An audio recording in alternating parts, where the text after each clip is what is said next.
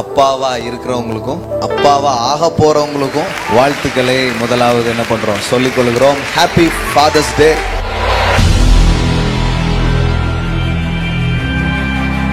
இயேசு இந்த பூமிக்கு வந்தபோது முக்கியமான ஒரு வெளிப்பாட்டை அவர் இந்த பூமியில கொண்டு வந்து கொடுத்தார். கடவுளின் பெயர் என்ன? What is the name of God? இயேசு வந்து சொல்றாரு, உம்முடைய நாமத்தை நான். மத்தவங்க எல்லாம் வெளிப்படுத்தினது எது? ஸ்கெட்ச் போட்டாங்க.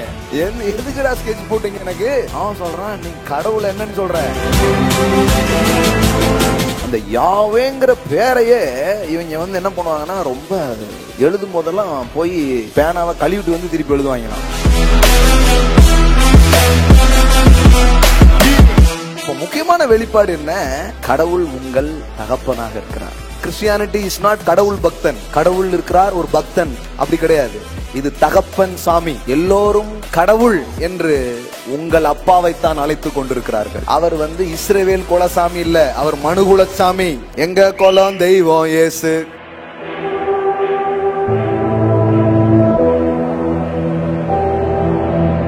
வேலைக்காரர்கள் எஜமான் யார் அப்படின்னு தான் சொல்ல முடியும். ஆனா குமாரன் மட்டும்தான் என் தந்தை யார், என் தகப்பன் யார் என்பதை சொல்ல முடியும். மோசே தேவனுடைய வீட்டில் வேலைக்காரனா இருக்கிறான், ஆனால் கிறிஸ்துவோ அந்த வீட்டின் சுதந்திரவாளியா இருக்கிறார்.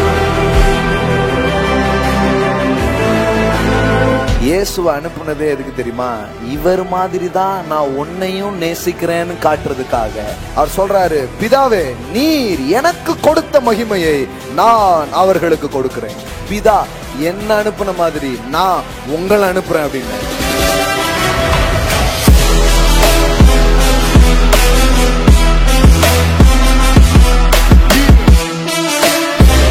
ஒரு சன்னுடைய பிரேயர் எப்படி இருக்கும் அப்படிங்கிறது தான் ஜீசஸுடைய பிரேயர். லாசரு மரிச்சிருக்கிறார், 4 நாள் ஆயிடுச்சு, கல்லறையில மூடி வச்சிருக்காங்க. அங்க அவர் ஒரு பிரேயர் பண்றார். இயேசு தம்முடைய கண்களை ஏறெடுத்து,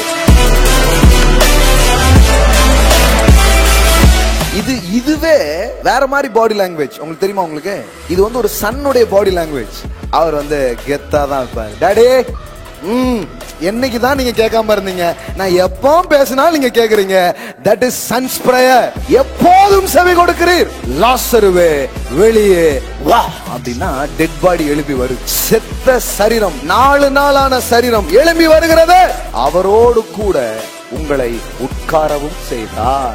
அவர் எங்க உட்கார்ந்திருக்காரு? பிதாவின் மடியில உட்கார்ந்திருக்காரு. அங்கதான் நீங்க உட்கார்ந்துட்டு இருக்கீங்க. இன்னும் சொல்ல போனா, நான் இருக்கும் இடத்திற்கு நீங்களும் இருக்கும்படி உங்களை அழைத்து செல்லவே வந்தேன். அதான் காஸ்பல். இன்னைக்கு ஒரு ஸ்பெஷல் டே. ஸோ எல்லாரும் அதை ரிமைண்ட் பண்ணி கொண்டாடுறாங்க. நாட்களை விசேஷிக்கிறது ரொம்ப நல்லது தான். அர்த்தத்தோடு செய்கிற எதுவுமே ரொம்ப நல்ல விஷயம். என்ன ஸ்பெஷல் டே? இங்கே வந்து உலகம் எங்கும் ஃபாதர்ஸ் டேவாக செலிப்ரேட் பண்ணுறாங்க. அப்பாக்களின் தினமாக அந்த நாட்கள் கொண்டாடப்படுகிறது. ஸோ அதனால் அப்பாவா இருக்கிறவங்களுக்கும் அப்பாவா ஆக போகிறவங்களுக்கும் இந்த நாளில் வாழ்த்துக்களை முதலாவது என்ன பண்ணுறோம் சொல்லிக் கொள்கிறோம். Happy father's day. ஆமென். Present father and future father. Amen. Hallelujah. Not just your physical fathers மட்டும் அதை சொல்லாம, அநேக ஸ்பிரிச்சுவல் ஃபாதரா, ஆவிக்குரிய தகப்பனாக இருந்து அநேக பிள்ளைகளை வளர்த்தெடுக்கிற நீங்களும் தகப்பன்மார்களே, தாய்மார்களே, உங்களுக்கும் இந்த ஃபாதர்ஸ் டே வாழ்த்துக்களை இந்த நாளிலே நாங்கள் சொல்லிக் கொள்வதில் மகிழ்ச்சி அடைகிறோம். ஏன்னா பிள்ளையை பெற்றவங்க மட்டும்தான் தகப்பன்கிறது கிடையாது. எத்தனையோ பிள்ளைகளை நீங்கள் வளர்த்தெடுப்பீர்கள் என்றால் நீங்களும் நிஜமான தகப்பனே அப்படின்னு நான் உங்களுக்கு சொல்ல விரும்புகிறோம். அது பிசிக்கலா பெற்றெடுக்கிறத விட ரொம்ப உயர்ந்ததாக அது இருக்கிறது. இன்னைக்கு அதெல்லாம் பத்தி நம்ம நிறைய படிக்க போறோம். ஏன்னா கடவுள் ஆபிரகாமை ஒரு அப்பாவாக அழைத்தார். we have the same calling. நமக்கும் அதே மாதிரி ஒரு அப்பாவா இருக்கிறது. சிம்பிளா சொல்லணும்னா, அனாதையான இந்த உலகத்திற்கு நாம் எல்லோருமே தகப்பனாக அழைக்கப்பட்டிருக்கிறோம். you know this world is orphan world. இந்த உலகம் வந்து ஒரு அனாதை போலதான் இருக்கிறது. அனாதைனா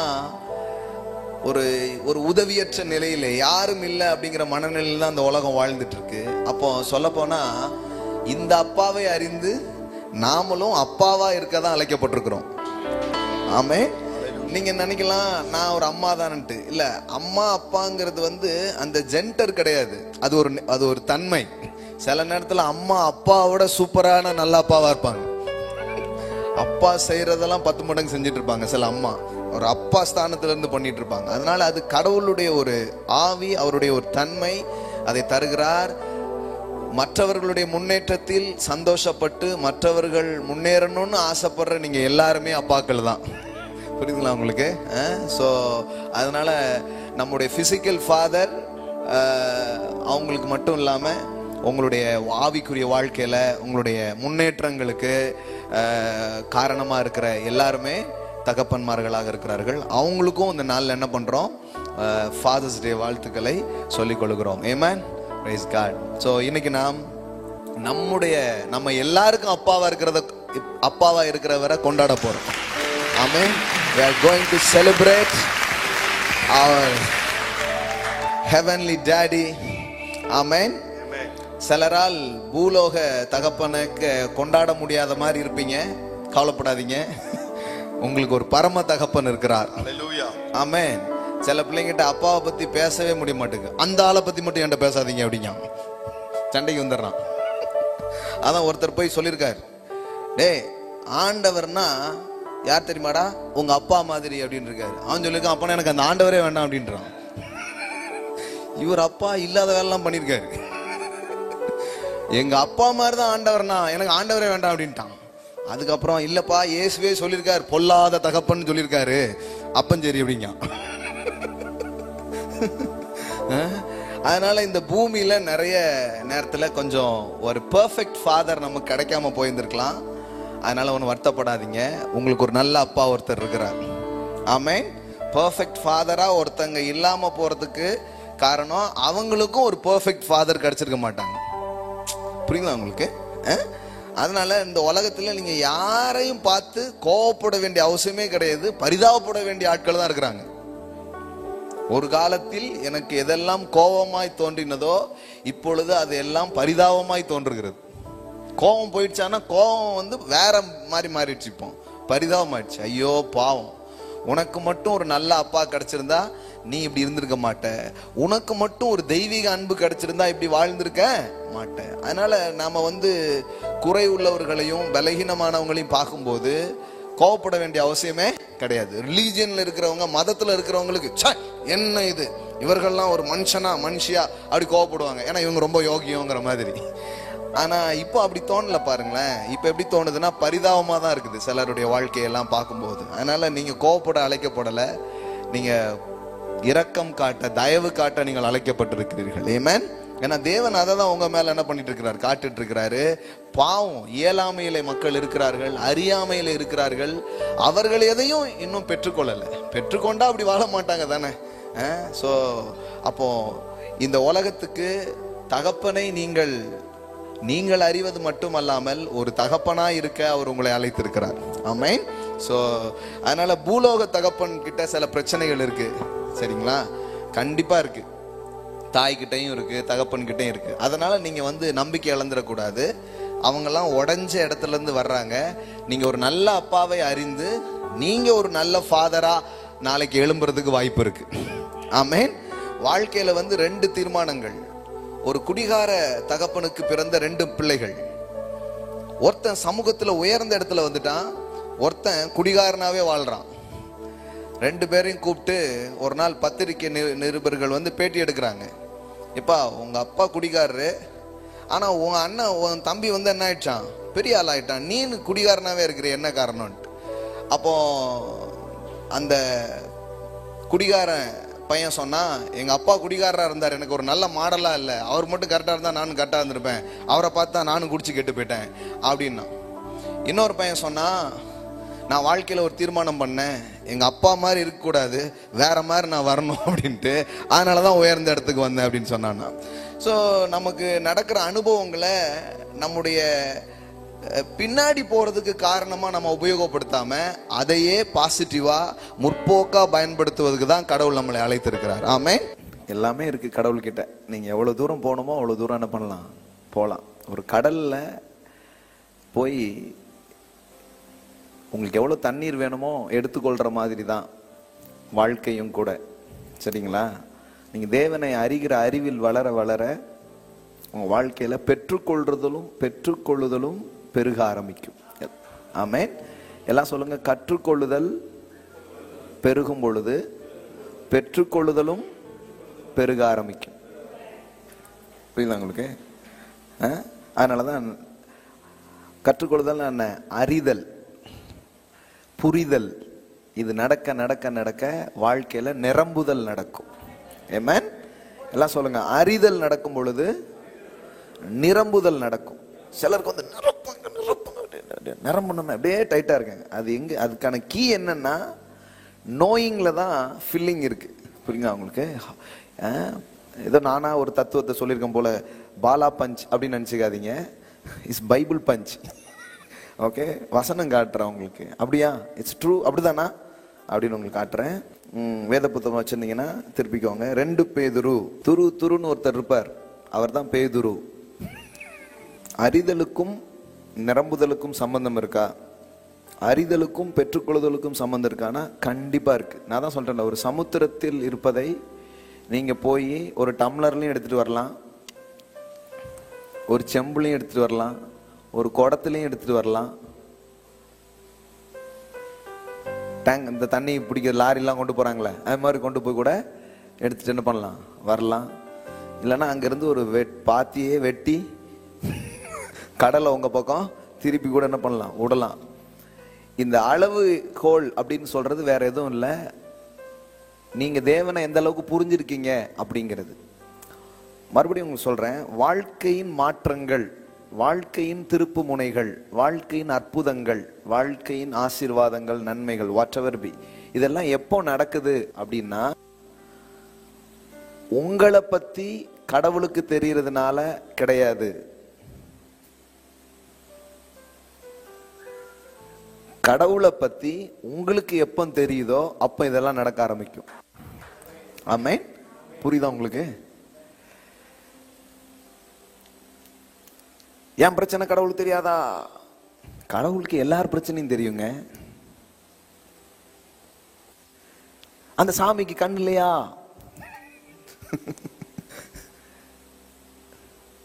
ஒருத்தி அப்படிதான் நினைச்சிட்டு போயிட்டு இருக்கா வனாந்தரத்துல. ஏன்னா கணவன் வந்து கைவிட்டான்னு என்ன அனுப்பிச்சு விட்டான்.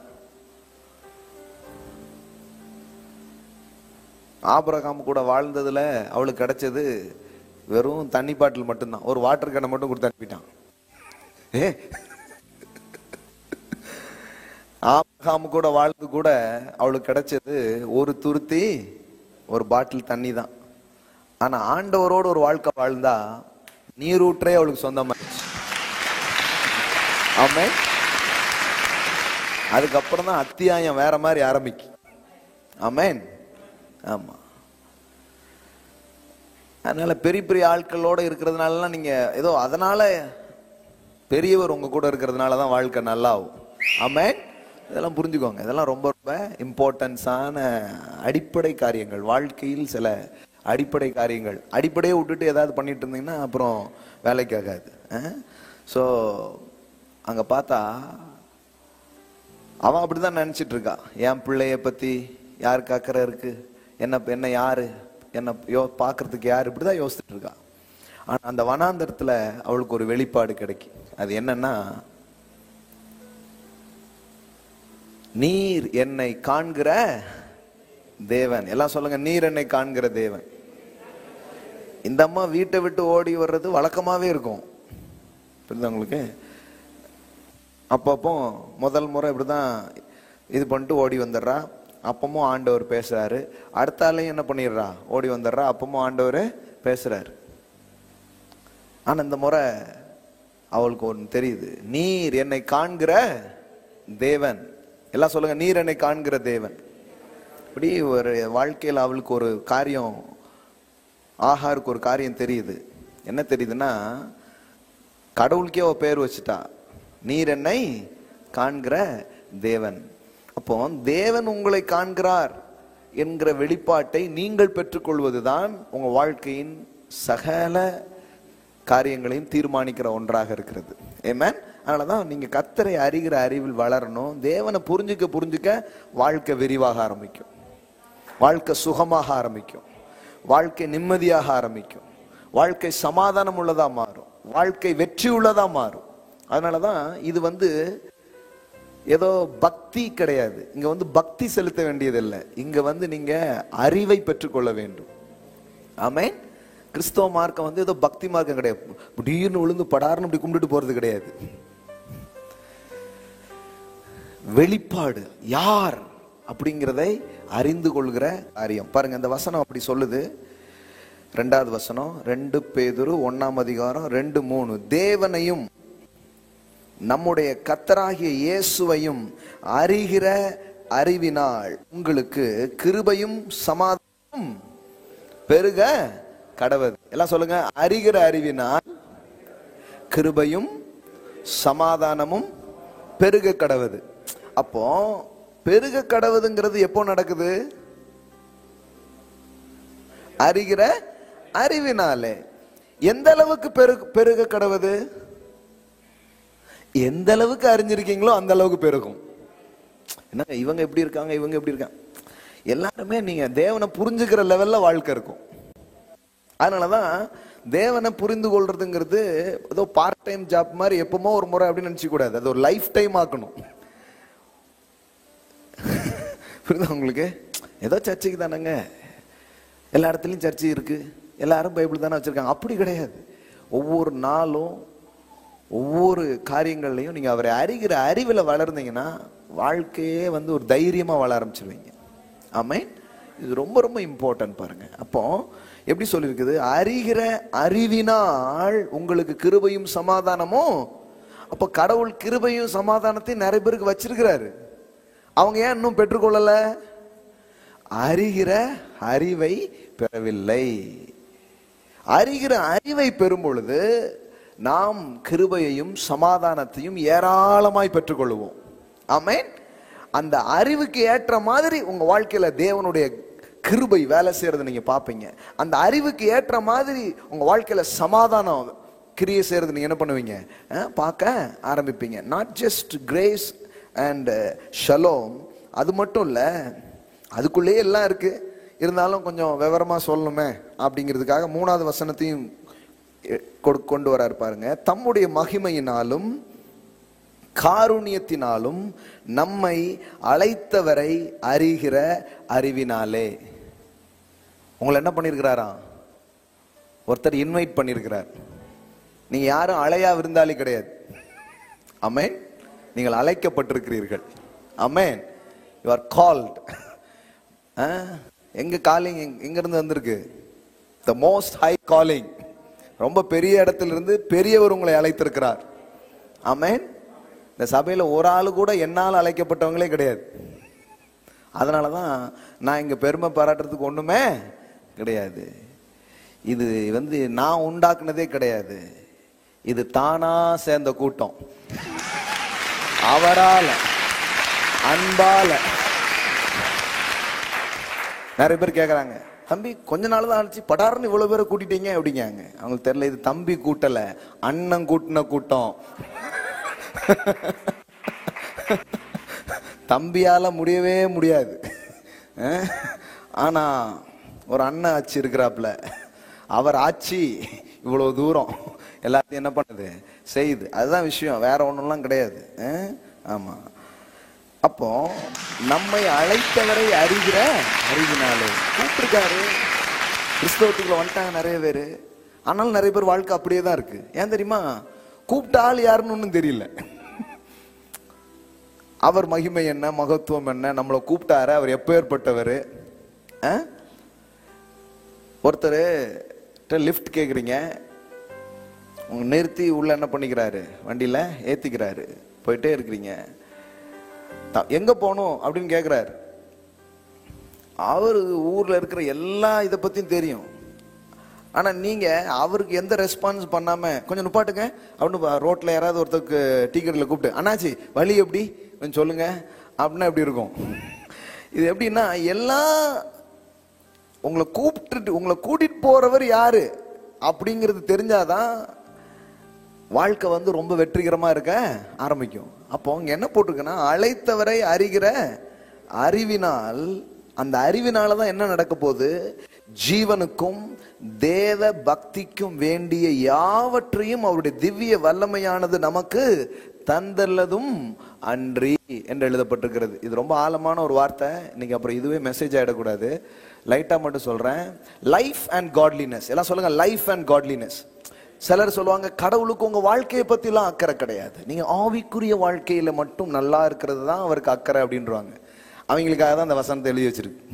எல்லாம் சொல்லுங்க, லைஃப் அண்ட் காட்லினஸ் அப்படின்னா என்ன? ஜீவனுக்கும் தேவ பக்திக்கும் வேண்டிய யாவற்றையும். கடவுளுக்கு வந்து உங்க ஸ்பிரிச்சுவல் காரியங்களை பத்தி தான் அவருக்கு அக்கறை, உங்க பிசிக்கல் காரியத்தை பத்தி எல்லாம் அவருக்கு அக்கறையே கிடையாது. சும்மா அந்த பாலசேகர் மாதிரி யாராவது கொஞ்சம் பேர் எழும்பிக்கிட்டு, கடவுள் உங்களுக்கு வேலையை தருவார், வீட்டை தருவார், காரை தருவார், கடவுள் வந்து உங்களை உயர்த்தி வைப்பார், நீங்க வந்து செழிப்பா இருப்பீங்கன்னு இவங்களா கிளப்பி விட்டுறாங்கன்னு பேசிட்டு இருக்காங்க நிறைய பேர்.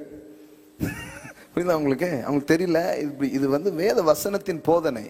அவர் அறியும் போது இது எப்படி தெரியுமா, என்னென்ன பாத்திரம் வைக்கிறீங்களோ எல்லா பாத்திரமும் நிரம்பிடும்.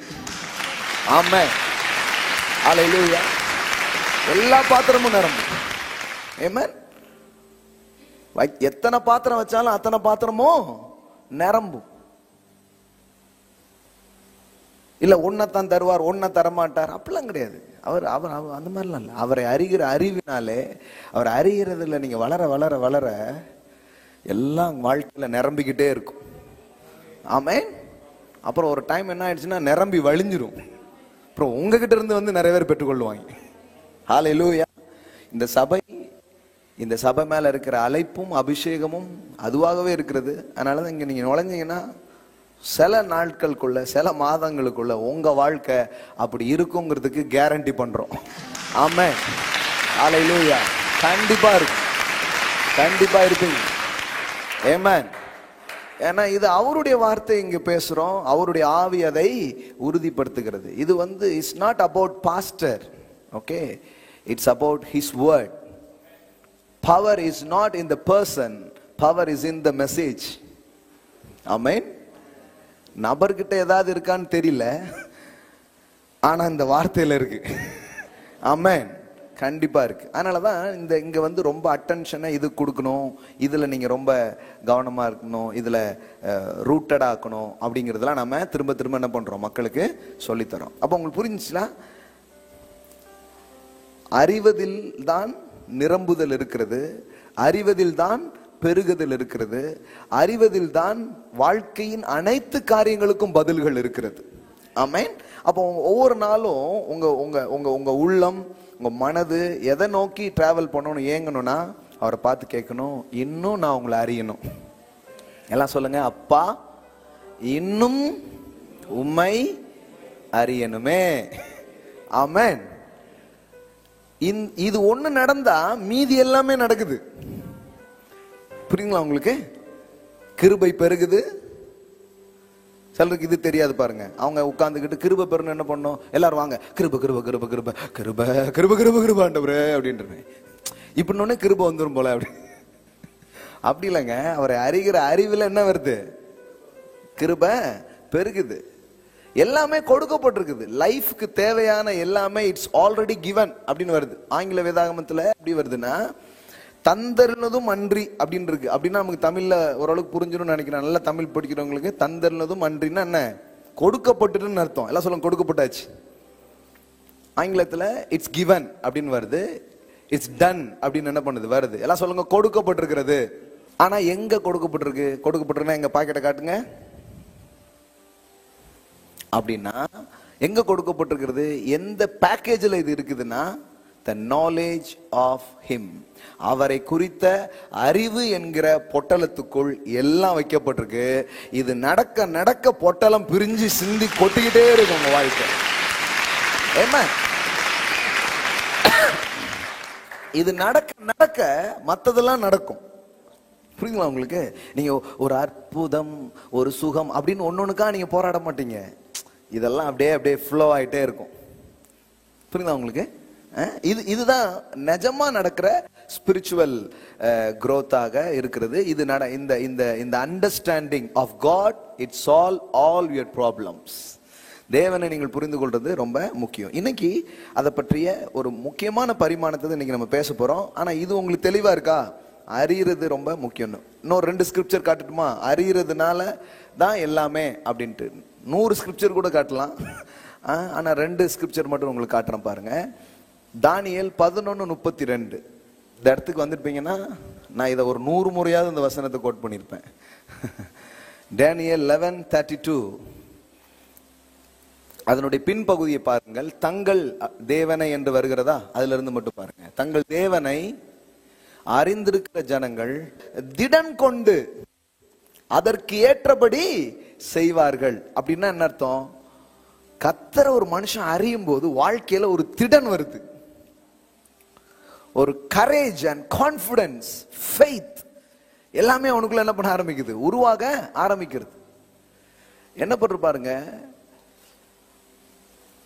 Know that God will display என்ன போட்டிருக்குது? Strength and take action. கர்த்தரை ஒரு மனுஷன் அறியும் போது அதற்கு ஏற்றபடி செய்வார்கள். இன்னொரு டிரான்ஸ்லேஷன்ல ரொம்ப நல்லா வருது.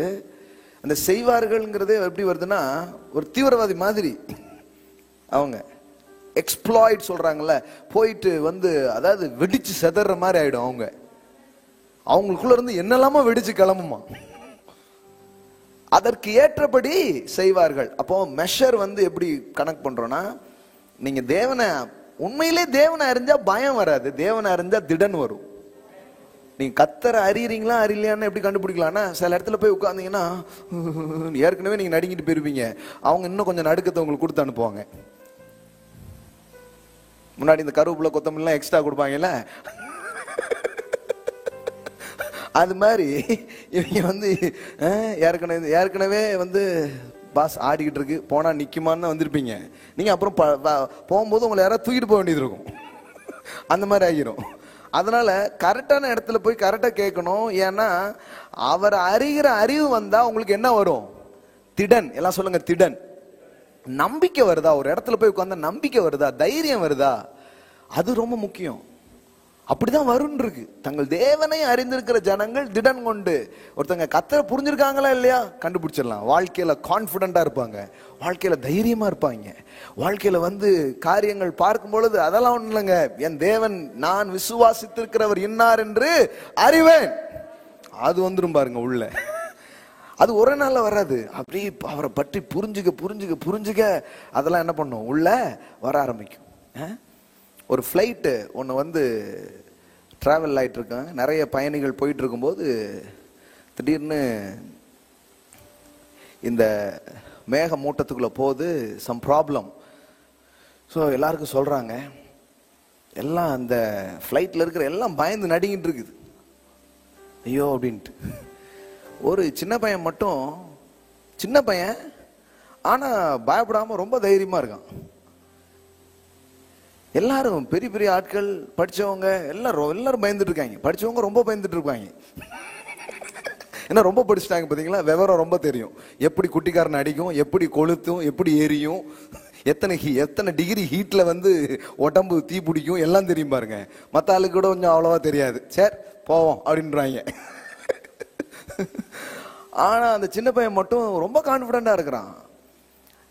அப்புறம் என்னடான்னு பார்த்தா கேட்டிருக்காரு ஒருத்தர், தம்பி காய்ச்சல் எனக்கு அடிக்கிறது உனக்கு அடிக்கலையா அப்படின்னா அவன் தைரியமா இருந்திருக்கான். என்னடான்னு கேட்டா அவன் சொல்லியிருக்கிறான், அந்த ஃபிளைட்டை ஓட்டிட்டு இருக்கிறது எங்க அப்பா, அவர் ஒரு நாள் மிஸ் பண்ணதே கிடையாது, கரெக்டா கொண்டு போய் இறக்குவார் அப்படின்னா.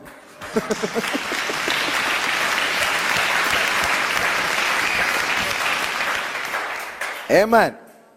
பிதாவை பற்றிய அறிவு உலகமே கலங்கிருக்கும் சூழலிலும் கூட உங்களை தைரியமாய் வாழ வைக்கும். அவன் சொல்லியிருக்கிறான், எத்தனையோ முறை எங்க அப்பா கூட நான் டிராவல் பண்ணிருக்கிறேன், இந்த மாதிரி எத்தனையோ முறை வந்திருக்குது, ஒரு முறை கூட அவர் மிஸ் பண்ணது கிடையாது, எல்லார் முறையும் கரெக்டா தர இறக்குவார். அதனால எங்க அப்பாவை எனக்கு தெரியும், அதனால பயம் இல்லை. இதத்தான் கடவுள் உங்களுக்கு தர விரும்புறாரு. கொரோனா வந்துருமா பிரதர், குருமாவா ஏதோ குருமாங்காங்களே, வெட்டிக்கிளிங்காங்க, இப்ப வந்து A131ங்காங்க, இன்னும் என்னெல்லாமோ சொல்லிட்டு இருக்காங்க. இதெல்லாம் எனக்கு கிடையாது. என் அப்பாவை பற்றிய அறிவு கரெக்டா சேர்க்க வேண்டிய இடத்துல சேர்க்க வேண்டிய நேரத்துல என்ன கரெக்டா கொண்டு போய் விடுவார். இதுதான் முக்கியம். ஆமென். நீங்க வந்து ஒரு ஆலயத்துக்கு வரீங்கன்னா இந்த இதை பெற்றுக்கொள்ளணும். எல்லாரும் மாதிரி இல்லை, எனக்கு ஒரு தகப்பன் இருக்கிறார். எல்லாம் சொல்லுங்க, ஐ ஹேவ் அ டாடி. எல்லாம் சொல்லுங்க, எனக்கு ஒரு அப்பா இருக்கிறாரு, கரெக்டா தர இறக்குவாரு. ஆமென். மிஸ் ஆகவே ஆகாது, கரெக்டா கொண்டு போய் சேர்ப்பார். ஒரு நாளும் என்ன ஆகாது, ஃபெயிலே ஆகாது. அவ்வளோ ஒரு நல்ல அப்பா. அதனாலதான் தங்கள் தேவனை அறிந்திருக்கிற ஜனங்கள் திடன் கொண்டு, அப்பா ஒருத்தன் அறியறானா அவனுக்கு திடன், அவனுக்கு தைரியம். அது மட்டும் இல்ல, they will do exploit. அவங்க வந்து பயங்கரமான காரியங்களை செய்வார்கள். அவங்களுடைய சாதனை, அவங்களுடைய வெற்றி, அவங்களுடைய முன்னேற்றங்கள் வேற லெவல்ல இருக்க ஆரம்பிக்கும். பாருங்களேன், ஒரு மனுஷனை சாதிக்க வைக்கும். எனக்கு ஒரு அப்பா இருக்கிறார், அவர் எனக்கு எல்லாம் செய்வாருங்கிறது ஒருவனை பெரிய பெரிய சாதனைகளை நிகழ்த்த வைக்கும். பாருங்க, அப்போ எல்லாரும் பயப்படும் போது தைரியமா இருக்க வைக்கி, அதுக்கு தான் கூப்பிடுறாரு. அப்போ அவரை குறித்த அறிவுங்கிறது அவ்வளவு முக்கியமானது, அவ்வளவு முக்கியமானது. ஒரு 70-80 வயசு இருக்கிற 2 கப்புள்ஸ் என்ன பண்றாங்க, ஒரு பயணம், கடல்ல வந்து ஒரு பயணம் நடந்துட்டு இருக்கு, போயிட்டு இருக்காங்க. போயிட்டு இருக்கும்போது பயங்கரமான காற்று, அது இதுன்னு இதாகி ரொம்ப ஷேக் ஆகுது. எல்லாரும் பயந்துட்டு இருக்காங்க. அதே மாதிரி தான் இது ஆகாயத்துல, இது கடல் இல்லை நடக்குது. வந்து ஒரு தாத்தா பாட்டி அதுல கப்பல்ஸ். இதுல வந்து பாத்தீங்கன்னா தாத்தா வந்து தைரியமா இருக்கிறாப்புல. எல்லாரும் என்ன பண்றாங்க, நடுங்கிட்டு இருக்கும்போது தைரியமா இருக்கிறார். பாட்டிக்கே டவுட் ஆயிடுச்சு, இவர் நமக்கே பயப்படுவார, வந்து இந்த சூழ்நிலையை பார்த்து பயப்படாம தெம்பா இருக்காப்லையா என்ன அப்படின்னு டவுட் ஆயிடுச்சு. ஏங்க எல்லாம் கப்பல்ல எல்லாரும் செப்பிக்க துவங்கிட்டாங்க, நீங்க என்ன அப்படின்ட்டு. ஆமா, டைட்டானிக் பார்த்துருக்கீங்களா நீங்க? சபையில என்ன கேள்வி கேட்கீங்க? சபையில தான் கேட்கணும். பார்த்துருக்கீங்களா பார்க்கலையா? எல்லாம் டைட்டானிக் பார்த்துருக்கீங்க, பார்த்துருக்கீங்களா? ஓகே, நான்லாம் ஒரு 5-6 வாட்டி பார்த்துருக்கேன். சில பேருக்கு வந்து இருதயமே நின்றும், நிறைய பேருக்கு. என்ன டைட்டானிக் கேட்டேன் என்ன இப்போ?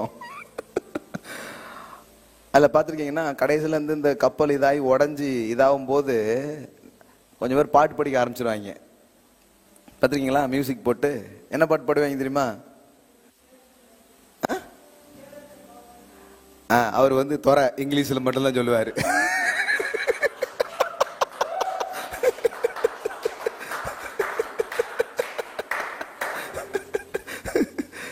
உம்மண்டை கத்தரே இன்னும் நான் நெருங்கி சேரட்டுமே, கொஞ்சம் வந்துட்டா போதும், வந்துடுறேன் ஆண்டவரே.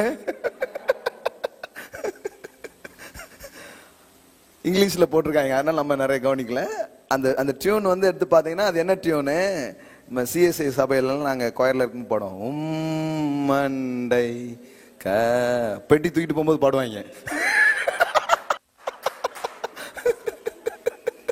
நான் சேரட்டும், பயமா இருக்கும். ஐயோ இவன் போற போக்குல நம்மளையும் சேர்த்துருவாங்க போல. சிலருக்குலாம் அந்த அனுபவங்கள் இருக்காது, அது வித்தியாசமா இருக்கும். அந்த பாட்டு தான் பாடிட்டு இருப்பாங்க. ஒரு நம்பிக்கையான பாட்டு பாடணும்னா பாட்டு சேர்ந்துருதோம் அப்படின்ட்டு. இந்த பயணத்துல வந்து பாத்தீங்கன்னா தாத்தா வந்து எப்படி தைரியமா இருக்கீங்கன்ட்டு கேட்டேன். உடனே தாத்தா வந்து ஒரு ஷார்ப்பான ஒரு கத்தி சரட்டுன்னு எடுத்து பாட்டி கழுத்துல அப்படி வச்சாராம். பாட்டி பயப்படவே இல்லை, தைரியமா இருக்கு. உடனே தாத்தா கேட்டாராம், கத்தி பழு பழுன்னு இருக்குது, கழுத்துல வச்சிருக்கேன், உனக்கு ஏன் பயம் வரல அப்படின்னு கேட்டாராம். கத்தி பல தான் இருக்குது, ஆனா உங்க கையில தானே இருக்கு, அதனால எனக்கு பயம் இல்லை அப்படின்னு சொல்லிச்சான். தாத்தா சொன்னாராம், காற்று பலமா இருக்கு, ஆனா அத கையில புடிச்சிருக்கிறவர் யாருன்னு எனக்கு தெரியும், அதனால நான் தைரியமா இருக்கிறேன் அப்படின்னா. ஆமென். He is on the throne. அவருடைய கட்டுப்பாட்டுல எல்லாம் இருக்கு. அந்த அறிவு தான் என்னை வந்து தைரியமா இருக்க வச்சது அப்படின்னு சொன்னார். ஆமென். பாருங்க, கதை சொல்லாத என்னையே நீங்க கதை சொல்ல வச்சிட்டீங்க.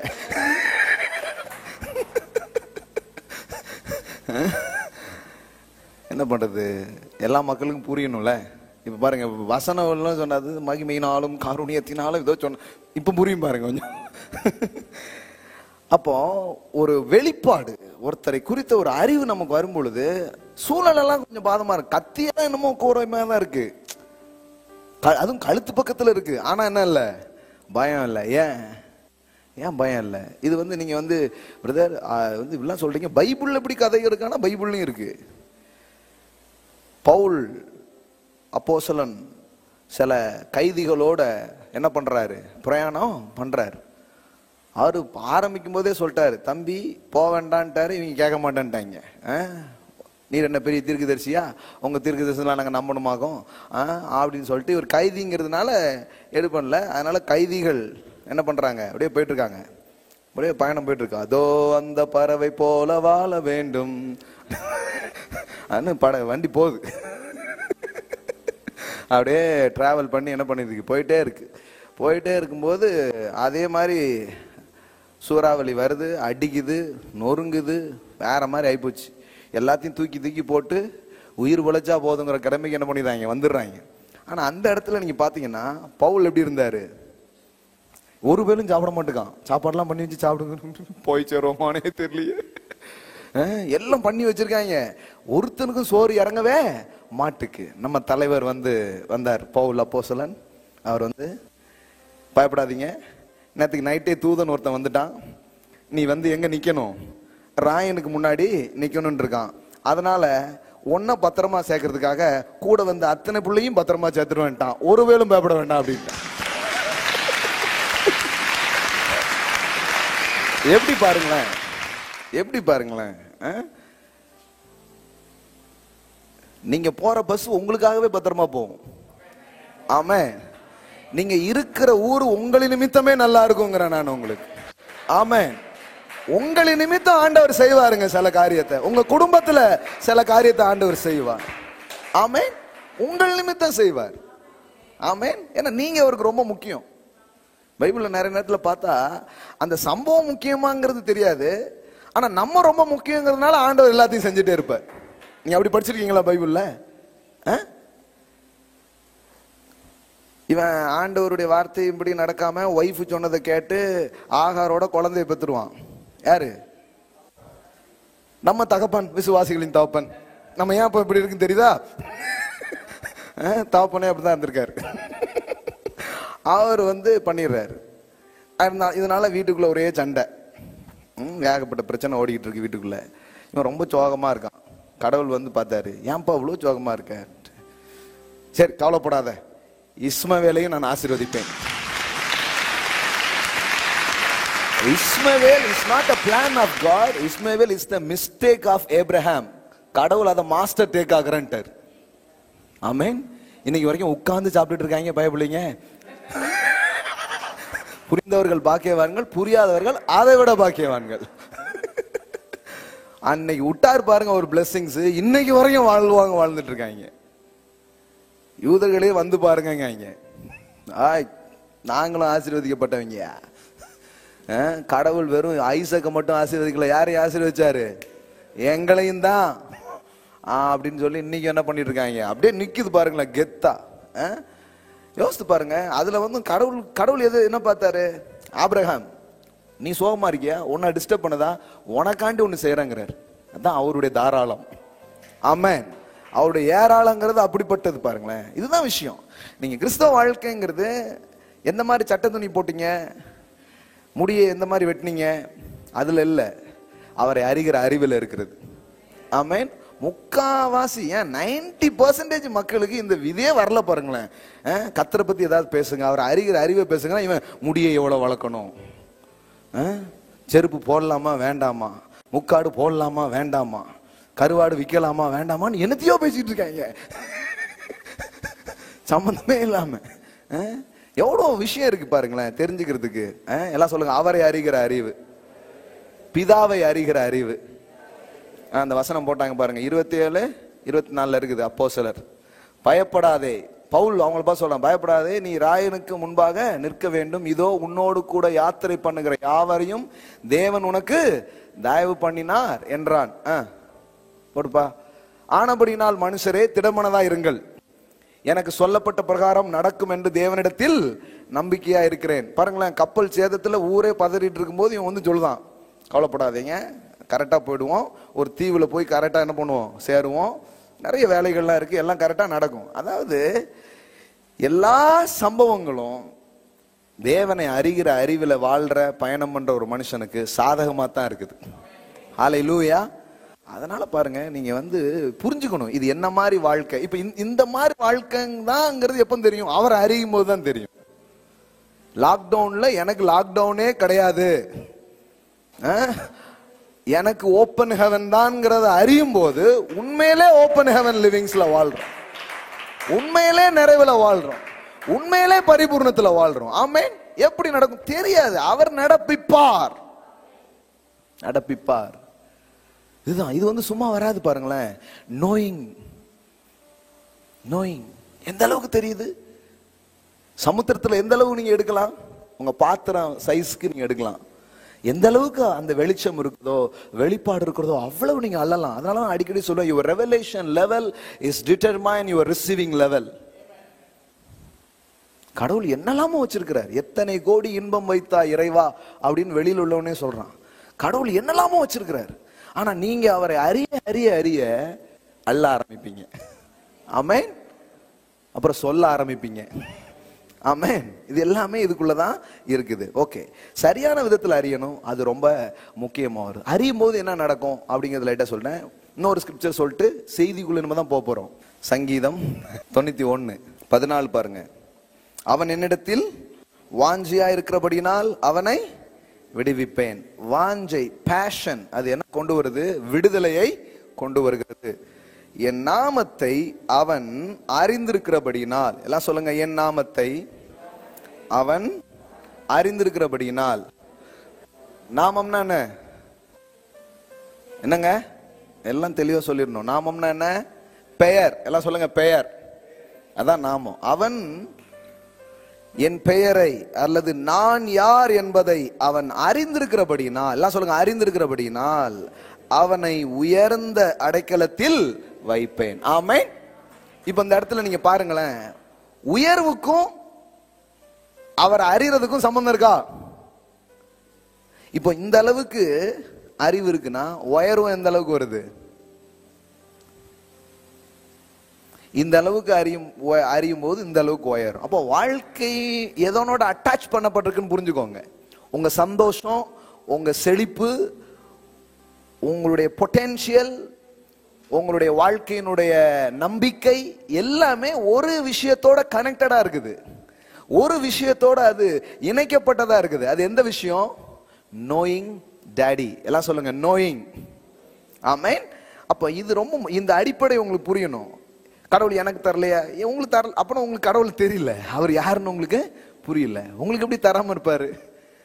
உங்களுக்கு அப்போ தருகிற தகப்பனை நீங்கள் இன்னும் அறியாம இருக்கிறீங்க. அவர் யாருன்னு உங்களுக்கு புரிஞ்சுன்னா நீங்க தாராளமா அவரிடத்துல பெற்றுக்கொள்ள முடியும்.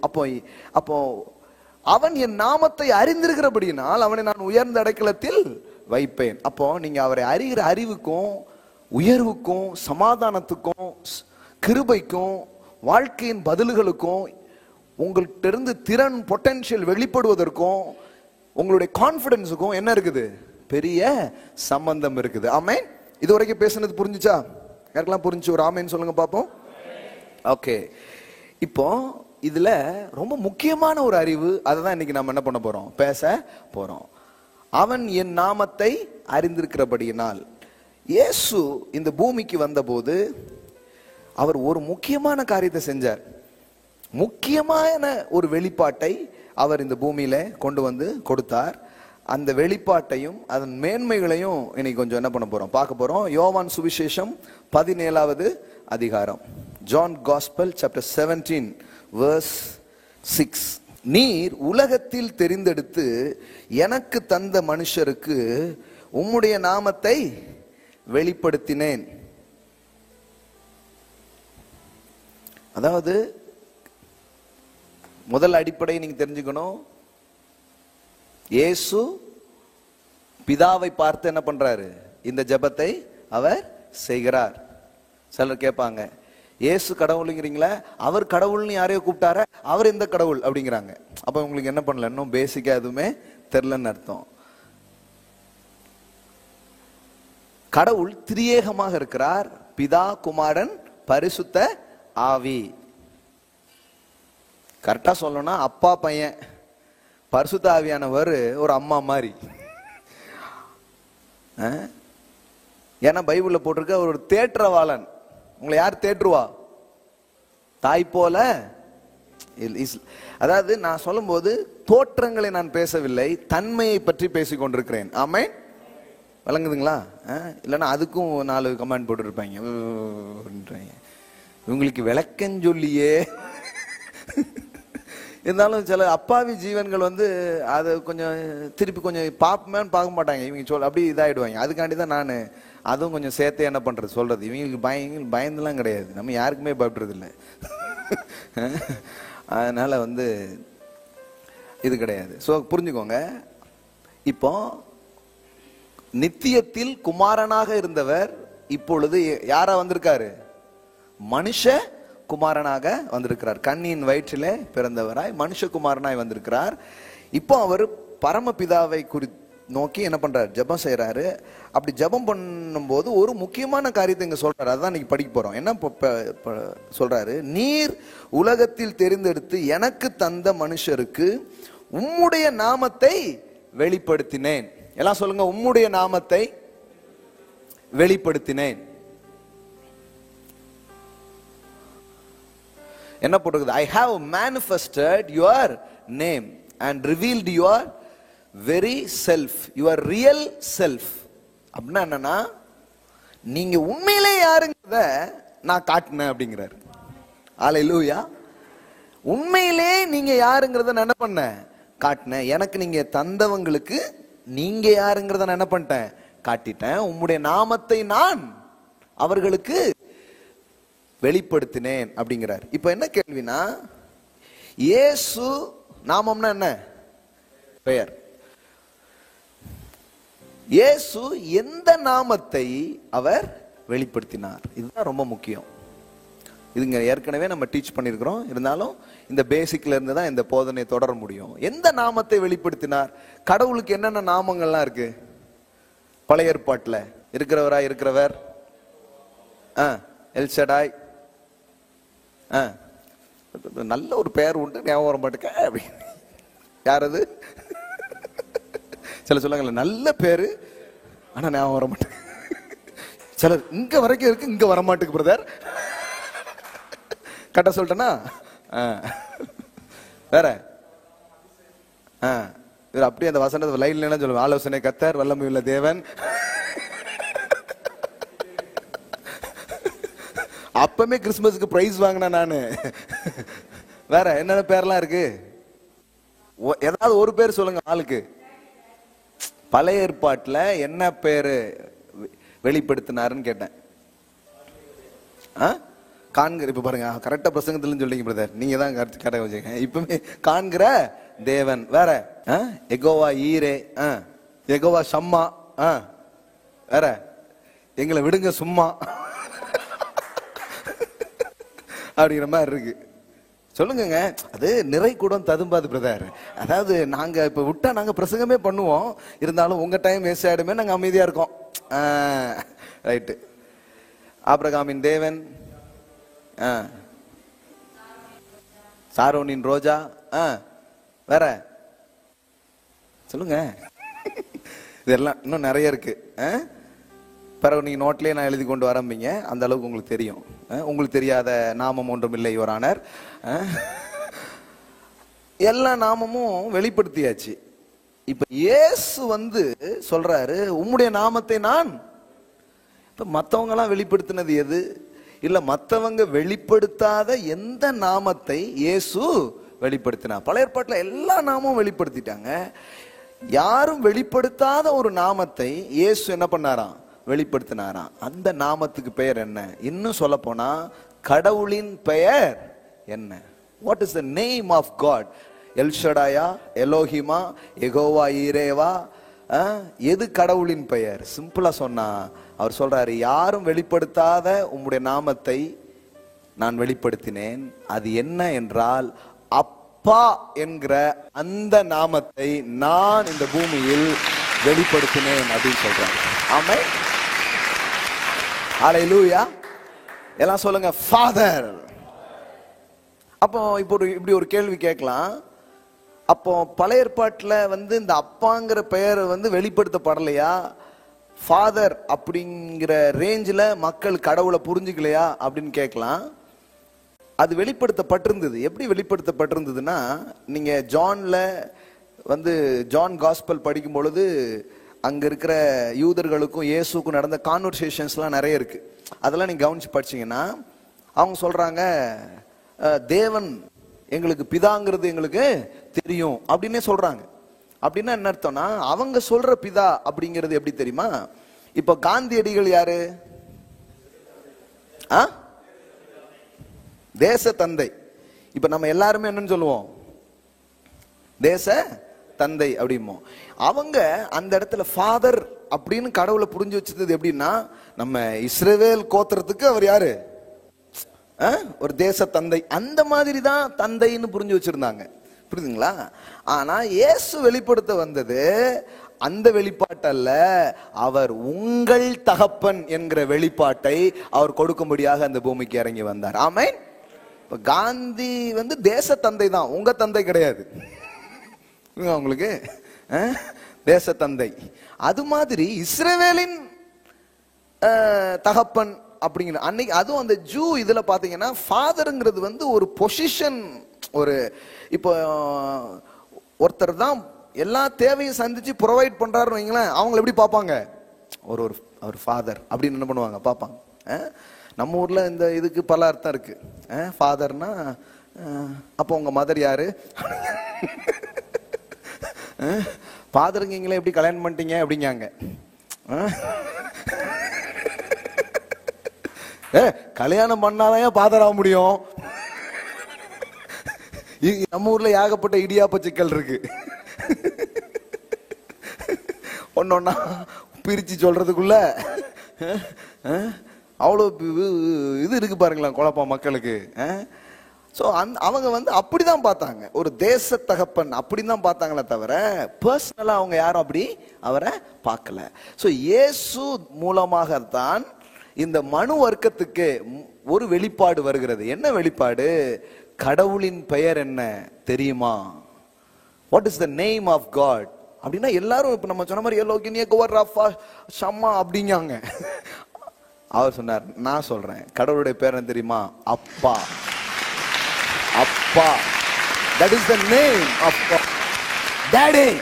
It's the name of God. கடவுளுக்குடைய பெயர் என்னன்னா அப்பா என்பதுதான் கடவுளுடைய பெயர். எல்லாம் அதிர்ச்சி அடைச்சிட்டாங்க. அவர் அப்பா, இதை நான் சொன்னா தப்பா அப்படிங்காரு. அம்புட்டு பேரும் ஆமா தப்புதாங்கிறாங்க, சண்டைக்கு வர்றாங்க ஜீசஸ் கிட்ட. யோவான் சுவிசேஷம் 5ஆம் அதிகாரம் 18வது வசனம் பாருங்க. அவர் ஓய்வு நாள் கட்டளையை மீறினதும் அல்லாமல் தேவனை தம்முடைய சொந்த பிதா என்று சொல்லி தம்மை தேவனுக்கு சமமாக்கினபடியினால் யூதர்கள் அவரை கொலை செய்யவும் கொலைபடி அதிகமாய் வகை தேடினார்கள். ஜீசஸ்க்கு ஸ்கெட்ச் போட்டாங்க. எதுக்குடா ஸ்கெட்ச் போட்டீங்க? எனக்கு எந்த கிரிய நிமித்தம் எனக்கு ஸ்கெட்ச் போட்டீர்கள் அப்படின்னு கேட்டா அவன் சொல்றான், நீ கடவுளை என்னன்னு சொல்ற? அப்ப நீங்களாம் இப்ப புரியுதா உங்களுக்கு? அப்ப இவங்க எந்த ரீதியில பார்க்கல கடவுளை? ஃபாதர்ங்கிற மாதிரி பார்க்கல. அவங்க ஃபாதர்னு சொல்றது ஒரு தேச தந்தைங்கிற மாதிரி தான் பார்த்துருந்தாங்களே தவிர தன்னுடைய தகப்பனாக யாரும் பார்க்கவே இல்லை. ஆனா இயேசு என்ன சொல்றாரு? பேசும்போதெல்லாம் எங்க அப்பா என்ன சொல்றாருன்னா, எங்க அப்பா அப்படியே பேசுறாரு. பேச்சு பூரா அப்பா அப்பானே வருது. இவனுக்கு அப்பா அப்பாவா இருக்கு. ஏயா எப்பவுமே அப்படி சொல்லிட்டே இருக்கேன்னா இவனுக்கு வந்து கல்லை தூக்கிட்டாங்க. ஏன்னா இவர்களுக்கு அந்த வெளிப்பாடு, அந்த யாவேங்கிற பேரையே இவங்க வந்து என்ன பண்ணுவாங்கன்னா, ரொம்ப எழுதும் போதெல்லாம் போய் பேனாவை கழுவிட்டு வந்து திருப்பி எழுதுவாங்களாம். ரெஸ்பெக்டட் அந்த யூஸ் பண்ணுங்கிறதுக்காக. இப்ப எழுதிட்டே இருக்கும்போது திடீர்னு என்ன வருது, அந்த யாவேங்கிற கடவுளுடைய பேரை எழுதணும்னா பேனாவை கழுவிட்டு திருப்பி எழுதுவாங்களாம். திருப்பி அடுத்த 2வது லைன்ல திருப்பி போய் கழுவிட்டு வந்து எழுதுவாங்களாம். எப்படி இருந்திருக்காங்க பாருங்க. அந்த மாதிரி புனிதமான அந்த பேர் அப்படின்னு இருந்திருக்காங்க. இவர் சொல்லிட்டாரு, நீ அம்புட்டு தூரத்திலையும் இவர் இம்புட்டு தூரத்துல இருந்து புனிதத்தை வச்சு என்னடா பண்ண, அதனாலதான் புனிதில இறங்கிட்டான்ட்டாரு. புரியல கொஞ்சம் பேருக்கு. இப்போ நம்ம ஊர் கான்டெக்ட்ல சொல்றேன் பாருங்க உங்களுக்கு. இப்ப நம்ம ஊர்ல எல்லாம் பொதுவா மத ரீதியான பிரச்சனைகள்னு பாத்தீங்கன்னா என்ன மாதிரி வரும் பாத்தீங்கன்னா, மக்கள் வந்து சான்ஸ்கிரிட்ல எதுக்கு நீங்க வந்து கடவுளுக்கு வந்து வர்ஷிப் பண்றீங்க? கடவுள்னு இருந்தா அவருக்கு எல்லா மொழியும் தெரியும் தானே? என்ன தேவ பாஷையில சொன்னாதான் கடவுள் கேட்பாரா? எத்தனை பேருக்கு தேவ பாஷை தெரியும்? கடவுள் வந்து உண்மையிலே கடவுளா இருந்தா அவர் பிள்ளை சொல்றது அவருக்கு புரியாதா? காமனான லாஜிக்ல யோசித்து பாருங்க. நம்ம வந்து மதத்தையோ மதத்தின் காரியங்களோ யோசிக்கிறது இல்லை. நம்ம எதிர்க்கிற முதல் மதமே கிறிஸ்தவ மதத்தை தான் நம்ம எதிர்க்கிறோம். ஹலோ. அதனால நாம வந்து கிறிஸ்டியானிட்டியும் நாங்க என்ன பண்றது இல்லை, நம்புறதே கிடையாது. ஏன்னா கிறிஸ்டியானிட்டி வந்து இப்படிப்பட்ட காரியத்தை என்ன பண்ணல, சொல்லல. நான் இன்னைக்கு காலைல உட்காந்து வாசித்துட்டு எனக்கு என்னன்னா சிரிப்புனா தாங்க முடியல. ஏன்னா ஜீசஸும் அவங்களும் நடக்கிற கான்வர்சேஷன் எல்லாம் பாத்தீங்கன்னா ஒவ்வொரு முறையும் இவரை கொல்றதுக்கு தான் யோசிச்சிருக்காங்க. அந்த அளவுக்கு இவருடைய புரட்சிகரமான கருத்துக்கள் வந்து இவங்களால என்ன பண்ண முடியல, ஏத்துக்கொள்ளவே முடியல. பாருங்களேன், ஒரு இது காட்டுறேன். யோவான் சுவிசேஷம் 8வது அதிகாரம். இதே மாதிரி ஒரு கான்வர்சேஷன் என்ன பண்றாரு, பேசுறாரு. பேசும்போது இவங்க என் வார்த்தையை கேட்டவனுக்கு சாவே கிடையாது அப்படின்ட்டாரு. எல்லாருமே செத்து போனாங்களா, நீர் என்ன எப்படி சொல்றேன்ட்டு. பிரேத குழியில் இருக்கிறவங்க எல்லாம் என் சத்தத்தை கேட்கும் நாட்கள் வரும் அப்படிங்காரு. கேட்டு எழும்ப போறாங்கன்ட்டாரு. எப்படி இருக்கும் பாருங்க. மார்ச்சுவர்ல இருந்துலாம் கொஞ்சம் பேர் எழுப்பி வந்துருவாங்கன்னா, இவங்களால வந்து என்னையா பேசிட்டு இருக்கீங்க அப்படின்னு இவரு எக்ஸ்ட்ரா ஏற்கனவே இந்த பிரச்சனையை கொஞ்சம் சால்வ் பண்ணி கொடுக்கும் பாஸ், அடுத்த ஊருக்குலாம் போனோம்லான்னு இவங்கள 12 பேர் நின்றுட்டே இருக்காங்க. இவரு புதுசா அறிக்கையை விட்டுக்கிட்டே இருக்காரு. ஐயா, விட்ட அறிக்கைக்கு வர்ற கல்ல வச்சு 10 ஊரு கட்டலாம், அவ்வளவு கல்ல அனுப்பிட்டாங்க. புதுசா கொஞ்சம் அறிக்கை விடாம இருங்க தெய்வமே அப்படிங்க. இவர் என்னன்னா பேசிக்கிட்டே இருக்காரு, புதுசா ரெவலேஷனை விட்டுக்கிட்டே இருக்காரு. தாங்க முடிய மாட்டேங்குது இவங்களுக்கு. புரியுங்களா? என்ன ஆயிடுச்சு பாருங்களேன். தேவாலயத்துல தான் இதெல்லாம் பேசுறாரு. அவர் எப்படியாவது கொண்டுறணும், அழிச்சிடணும், இப்படியே தான் என்ன பண்றாங்க, தேடுறாங்க. இப்ப பாருங்க 59 வசனம். அப்பொழுது அவர் மேல் கல் எறியும்படி கல்லுகளை எடுத்துக்கொண்டார்கள். அந்த ஊர் வேற, அதுக்கு வசதியான ஊரு, ஃபுல்லா ஸ்டோனி கிரவுண்டு தான். நம்ம ஊர்ல இருந்தா புழுதி மண்ணா போ, அங்க வந்து கல்லாவே இருக்கும் அந்த ஊர்ல. கல்லுகளை எடுத்துக்கொண்டார்கள்.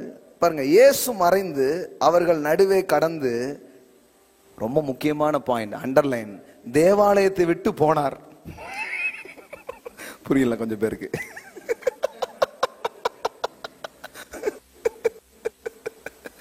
ஹலோ, ஜீசஸ் பாருங்க அந்த கிரீம் கேட்டு வெளியில நிக்கிறாரான்னு பாருங்க. இவங்க பண்ண எல்லாம் பார்த்தா அவர் எங்க போயிட்டாரு, தேவாலயத்தை விட்டு போனார். அதான் வந்து இந்த வெள்ளை கருப்பர்கள், இந்த மத பேதம் இதெல்லாம் இருக்கும் பார்த்தீங்களா, அந்த மாதிரியான ஒரு டைம்ல ஒரு கருப்பர் இனத்தை சேர்ந்தவர் ஆலயத்துக்குள்ள போயிருக்காரு. வெள்ளைக்காரன் சர்ச்சி விடமாட்டான்ட்டு வெளியே அனுப்பிச்சிட்டாங்க. வெளியே வந்து பார்த்தா ஒரு வெள்ளைக்காரர் ஒருத்தர் நின்றுட்டு இருந்திருக்காரு வாசல்ல.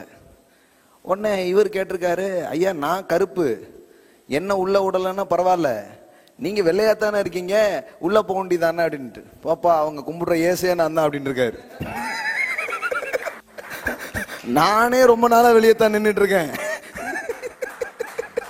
அதனால உனக்கு இடம் கொடுக்கலன்னு வருத்தப்படாத, நம்ம 2 பேரும் போய் இந்த மரத்தில் உட்காந்து பேசுன்னு இருக்காரு.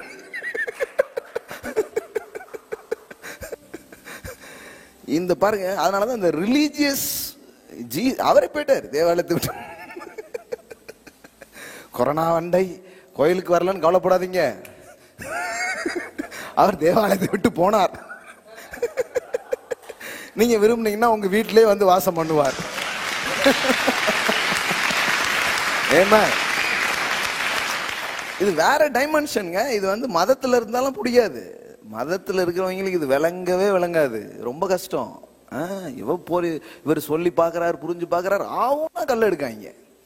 ஆவுன்னா எதுக்குடா கல் அடிக்கீங்கன்னா, நியாயப்பிரமாணத்தை மீறி விட்டீர். கல் எடுத்து கொலை பண்றதும் நியாயப்பிரமாணத்தை மீறது தானே. ஹலோ, புரியுதா? அதாவது சட்டத்தை காப்பாத்துறவனும் சட்டத்தை உடைச்சுக்கிற மாதிரி, அந்த மாதிரி ஆல்ரெடி நீங்களே அதானே பண்ணிட்டு இருக்கீங்க. எப்போ பார்த்தாலும் கொலை செய்யணும், எப்போ பார்த்தாலும் கொண்டு நினைச்சீங்கன்னா நீங்க வேற மாதிரி ஆயிட்டீங்களேடா. அப்படிதான். என்ன கருத்து மோதல்கள் அப்படின்னு கவனிச்சு பார்த்தா 2 முக்கியமான பாயிண்ட். இவர் ஓய்வுனால என்ன பண்றது இல்ல, கடைபிடிக்கிறதே கிடையாது. கரெக்டா சனிக்கிழமை அன்னைக்கு தான் அற்புதம் செய்யறாரு.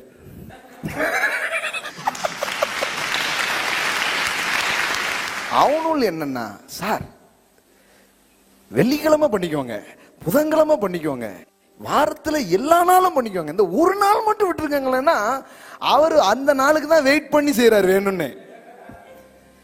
ஏன்பா சனிக்கிழமை பண்றீங்கன்னா, அன்னைக்கு தாண்டா ஓய்வு நாள், நீ ஓய்ந்திருக்கும் போதுதான் நான் கிரியை செய்யவே முடியும் அப்படிங்கிறத உனக்கு புரிய வைக்கிறேங்கிற.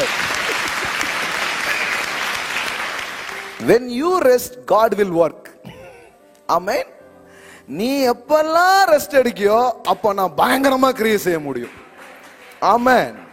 உன்னால கிரியை செய்ய முடியாத நாளெல்லாம் மறந்துடாத, நான் கிரியை செய்ய போறேன்னு அர்த்தம். நான் உனக்காக 100% ஒர்க் பண்ண போறேன்னு அர்த்தம். ஆமென். அதனால பார்த்தா இவர் வெயிட், மற்ற நாளெல்லாம் பேசாம சனிக்கிழமை வந்துருங்கிறாரு. சனிக்கிழமை அன்னைக்கு மொத்தமா ஹீல் பண்றாரு. இவனோளுக்கு வந்து ஓ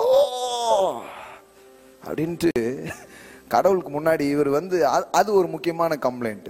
ஓய்வு நாள்ல என்ன பண்றாரு, அற்புதங்களை செய்யறாரு. அடுத்தது முக்கியமான கருத்து மோதல் எதுல இருந்ததுன்னு பாத்தீங்கன்னா, என்ன சொல்லிட்டாரு, ஃபாதர். எல்லாம் சொல்லுங்க, ஃபாதர். நீங்க நினைச்சுக்க கூடாது இயேசு தன்னைத்தான் தேவகுமாரன் என்றும் தான் மட்டுமே கடவுளை அப்பா என்று கூப்பிட முடியும் என்பதை நிரூபிக்க போராடினார் அப்படின்னு நீங்க நினைச்சுக்க கூடாது. No no no no no. அங்க நீங்க கவனிச்சு பாத்தீங்கன்னா முழு விஷயம் என்ன அப்படின்னா, யோவான் சுவிசேஷம் 10ஆம் அதிகாரத்துக்கு நீங்க வந்தீங்கன்னா 30ல இருந்து பாருங்க. நானும் பிதாவும் ஒன்றாய் இருக்கிறோம், ஒன்றாய் இருக்கிறோம். எக்காட் அப்படின்னு சொல்லுவாங்க. இந்த கிரீக் வேர்ட், இந்த ஒன்றாய் இருக்கிறோம் அப்படிங்கிறதுக்கு என்ன வார்த்தைன்னா எக்காட் அப்படின்னு சொல்லுவாங்க. அந்த வார்த்தையை தான் இயேசு என்ன பண்றாரு, யூஸ் பண்றார். எக்காட். நான் அவரை எப்படி ஒன்னா இருக்கிறோம். அப்பொழுது யூதர்கள் மறுபடியும் அவர்கள் மேல் கல்லெறியும்படி கல்லுகளை, கல்ல புறக்கிறதே இவங்களுக்கு வேலையா இருந்திருக்குது. இப்ப நவீன காலத்துல சொல்ல புறக்குவாங்க. ஏன்னா எரிஞ்சா கேஸ் ஆயிருமா, அதனால நல்லா பேசி விட்டுருது. அதுக்கு கல்லு கூட பரவாயில்லையாடாங்கிற மாதிரி இருக்கும். கல் எறியும்படி கல்லுகளை எடுத்துக்கொண்டார்கள். இயேசு அவர்களை நோக்கி, நான் என் பிதாவினால் அநேக நற்கிரியைகளை உங்களுக்கு காண்பித்தேன், அவைகளில் எந்த கிரியை நிமித்தம் என் மேல் கல்லெறிகிறீர்கள் என்றார். என்ன என்ன ரீசன், எப்பவுமே என் மேல காண்டாவே இருக்கீங்களா, என்ன காரணம் அப்படின்னு கேட்கிறார்.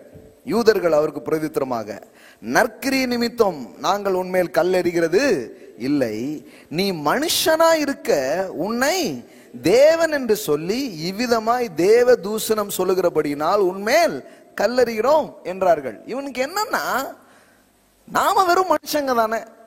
இவர் என்னன்னா கடவுளை பார்த்து என்னன்னு சொல்லிட்டு இருக்கிறாரு, அப்பாங்கிறாரு. அவரு என் பிதா, என் பிதா, மை ஃபாதர் அப்படிங்கிறாரு. எப்படி சொல்லலாம், கடவுளுக்கு எப்படி தன்னை சமமா மாத்தலாம் அப்படின்னு தம் மதத்தை காப்பாத்துறதுல பெரிய தீவிரம். இன்னைக்கும் பாருங்களேன், அதிக கொலைகள், அதிக வன்முறைகள் மதத்தின் பேரிலே தான் நிகழ்த்தப்படுகிறது. தெரியுமா உங்களுக்கு? இன்னை வரைக்கும் மதத்தின் பேரிலாலே. ஏன்னா இந்த மதவாதிகளுக்கு உண்மை என்னன்னு தேட மாட்டாங்க. எப்படியாவது என் மதத்தை காப்பாற்றணும், என் ஜாதி கௌரவத்தை காப்பாற்றணும். அப்படியே போனீங்கன்னா கௌரவம் கௌரவம்னு என் கௌரவத்தையே அதுலதான் நீங்க போய் விழணும், வேற ஒண்ணுமே கிடையாது. சிலர் பட்டாதான் தெரியுற மாதிரி போயிடுறாங்க. அதெல்லாம் இல்லை. நாங்க மதத்தை காப்பாற்ற வரல, எங்க சாமியையும் நாங்க காப்பாத்துறதுக்கு வரல, எங்க சாமி தான் எங்களை காப்பாத்துது. ஆமே. நம்ம ஊர்ல பாருங்களேன், யாருக்குமே பாதுகாப்பு கிடையாது. தலைவர்கள் போராட்டத்துல தான் சிறையில் இருந்தான்னு நினைக்காதீங்க, இப்போ வரைக்கும் அவங்க சிறையில தான் இருக்காங்க. தலைவர்களின் சிலை பூரா இதுலதான் இருக்கு, கம்பி போட்டு அதுக்குள்ளதான் வச்சிருக்காங்க. சரி, அவர் வாழும் போதுதான் சிறையில் இருந்தாரு, இப்பவும் அவர் யாராவது பண்ணுவாங்க சிறையில் வச்சிருக்காங்க. கடவுளை நாங்க காக்கிறோம், கடவுள் பேரை நாங்க பாதுகாக்கிறோம். அதெல்லாம் நீங்க அதெல்லாம் உங்களால பண்ண முடியாது. உங்க பேரையே அவர் தான் பாதுகாக்கணும். நான் உன் பேரை பெருமைப்படுத்துவேன். ஆமா, நம்ம இந்த இல்லாத முயற்சியெல்லாம் எடுக்க வேண்டாம், சரிங்களா? கடவுளே, என் பேரையும் உங்க பேரையும் நீங்களே சேர்த்து பார்த்துக்கோங்க. அது நம்மளால முடியாது. அதனால பாருங்க, இந்த மதத்தில் இருக்கிறவங்க, அந்த மத நம்பிக்கைக்காக போராடுறவங்க அதுக்காக கொல்ல கூட துணிவாங்க. பவுல் அப்போஸ்தலன் அப்படிப்பட்ட ஒரு ஆள், தெரியுங்களா உங்களுக்கு? பவுல் எப்படிப்பட்ட ஆளு? தன்னுடைய யெகோவா தேவன் பேசிட்டு இருக்கும்போது, என்னையா இயேசுன்னு பூசா ஒருத்தர் பேசுற, யெகோவா தேவனை தவிர வேற ஏதாவது பேசினா தூக்கிருங்க அப்படின்ட்டாங்க. சட்டபூர்வமா அதுக்கு எல்லாம் வாங்கி படையோட போய் எங்கேயாவது அல்லேலியானா உள்ள போயிரு அறுத்துருன்ட்டான். அந்த மாதிரி வேலை பார்த்துட்டு இருந்தவன் தான் யாரு? பவுல் அப்போஸ்தலன். நீங்க இந்த பைபிள் இருக்கிற ஆச்சரியம்னா, இதை எதிர்த்த ஒரு நபர் தான் இதில் அதிகமான எழுத்துக்களை எழுதி இருக்கிறார். இதான் இதுல இருக்கிற பெரிய பியூட்டியே. உங்களுக்கு விளங்குதுங்களா? இந்த நம்பிக்கையெல்லாம் எதிர்த்து இதுக்கு எதிராக பேசின பவுல் அப்போஸ்தலன் தான் புதிய ஏற்பாட்டில் 13 நிருபங்களை எழுதினார். ஆமென். ஏன்னா ஒரு நாள் போயிட்டு இருக்கும்போது அவர் தெரியல, மத இதுல நின்றுட்டு இருக்கிற ஒரு ஆளுக்கு எப்படி இதெல்லாம் தெரியறது இல்லை. அப்படி மதத்துக்காக நான் கொலையும் பண்ணுவேன் அப்படின்ட்டு அப்படி போயிட்டு இருந்த ஆளை ஒரு லைட்டு தான் அடிச்சிச்சு, வேற ஒன்றும் கிடையாது. இந்த ஒன்று போட்டிருக்காங்க பாருங்க, இது மாதிரி லைட்டா ஒன்று போட்டாங்க, பவர்ல அப்படியே விழுந்துட்டாங்க கீழே குதிரையில் பொத்தடிர்னு. 2-3 நாளைக்கு கண்ணே தெரியலன்னா பாருங்களேன். எனக்கு இதனுடைய ரியாலிட்டி என்னங்கிறது எனக்கு கொஞ்சம் விளங்கும் பாருங்க. ஏன்னா ஒரு முறை நான் அந்த மேல் மாடி சர்ச்சில் பிரசங்கம் பண்ணிட்டு இருக்கும்போது கேமராலாம் கொண்டு லைட்டை போட்டாங்க. பிரசங்கம் பண்ணி முடிச்சேன், 6 மணிக்கு பிறகு கண்ணே தெரியல. நிஜமாங்க. நம்ம பிரதர்ல வேற ஒருத்தர்,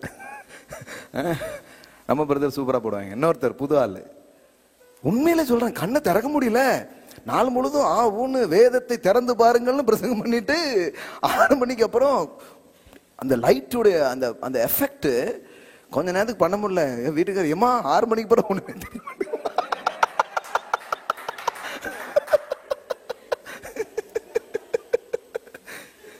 எனக்கு கண்ணு தெரியலங்கிறது உங்களுக்கு இவ்வளவு சந்தோஷமா? அந்த எஃபெக்ட் அப்படி இருந்தது உண்மையிலே. இப்ப பைபிள் படிச்சா எனக்கு புரியுது. ஆஹா, அண்ணாப்பட்ட இந்த லைட்டே எப்படின்னா, அந்த லைட்டு போட்டதுக்கு 2-3 நாள் தெரியாம இருந்தது பெரிய விஷயம் தான். கண்டிப்பா அது உண்மைதான் தெரிஞ்சிச்சு எனக்கு. ஆமா.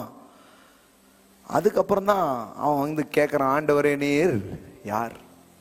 அப்படின்னா என்ன அர்த்தம்? இது வரைக்கும் ஆண்டவர்னு இவன் என்னத்தையோ நினைச்சு என்னத்தையோ பண்ணிட்டு இருந்திருக்கிறான். ஃபர்ஸ்ட் டைம் ஒரு என்கவுண்டர் நடக்குது அவன் வாழ்க்கையில. அதற்கு ஆண்டவரே நீர் யார் என்றான். அதற்கு கர்த்தர், நீ துன்பப்படுத்துகிற இயேசு நானே, முள்ளில் உதைக்கிறது உனக்கு கடினமாம் என்றார். அவனுக்கு திட்டுமுட்டாயிடுச்சு. ஏன்னா அவன்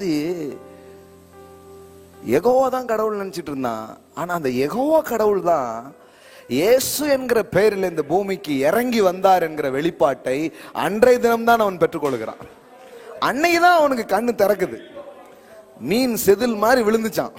அதே போட்டுக்கு பைபிள்ல அப்படியே செதில்லாம் விழுந்துடுச்சான். சொருவி போய் இருந்திருக்குது, கண் சொருவி போய் இருந்திருக்குது. மக்களும் பாருங்க இன்னைக்கு மதத்தின் காரியத்தில் இருக்கும்போது சொருவி போன மாதிரி தான் இருக்குது. அதனாலதான் ஆண்டவருடைய வெளிச்சம், தேவனுடைய வார்த்தையின் வெளிச்சம், தேவனுடைய என்கவுண்டர்ஸ் நடக்கும் பொழுது தெரிஞ்சிடும் அவர்தான் மெய்யானவர் அப்படின்னு சொல்லிட்டு. ஆமென். பயங்கரமா பேசினார் தலைவர். என்ன பேசினார் தெரியுமா? முள்ளில் உதைக்கிறது உனக்கு கடினமாம். இந்த வசனம் எங்க இருக்கு பைபிள்ல? இது இல்ல. ஏசு இந்த இதை சொன்னார்ல, இதுக்கு முன்னாடி எங்க இருந்தது? எங்கேயாவது இருக்கா? கிடையாது. இது இயேசு சொன்ன பஞ்சு. அந்த ஊர்ல இருந்த பஞ்சு. ஒட்டகமானது ஊசியின் காதில் நுழைவதை பார்க்கலாம், ஐஸ்வர்யவான் பரலோக ராஜ்யத்தில் பிரவேசிப்பது அரிதா இருக்கிறது. இந்த வசனம் எங்க இருக்கு? இயேசு சொல்றதுக்கு முன்னாடி எங்க இருந்தது? அப்ப இயேசு பேசினதெல்லாம் அந்த ஊர்ல பழக்கத்துல இருந்த சில இதை எடுத்து என்ன பண்ணாரு, யூஸ் பண்ணாரு. புரியுதா உங்களுக்கு? என்கிட்ட நிறைய பேர் கேட்காங்க, பைபிள்ல இருந்தோ எல்லாம் இருக்கு. இந்த ஊர்ல சில வார்த்தைகள் இருக்கு, அதை பயன்படுத்தி புரிய வைக்கிறதுக்காக சொல்றோம். இது சிலருக்கு புரிய மாட்டேங்குது பாருங்க. நீங்க எப்படி சினிமாவில் இருந்து எடுத்து, சினிமா எல்லாரும் பார்க்காங்க, அதான் சொன்னா புரியுது. பைபிள் சில பேர் தான் படிக்காங்க. ரோமியாவிலே 17ஆம் அதிகாரத்தில் என்ன தூங்கிறாங்க.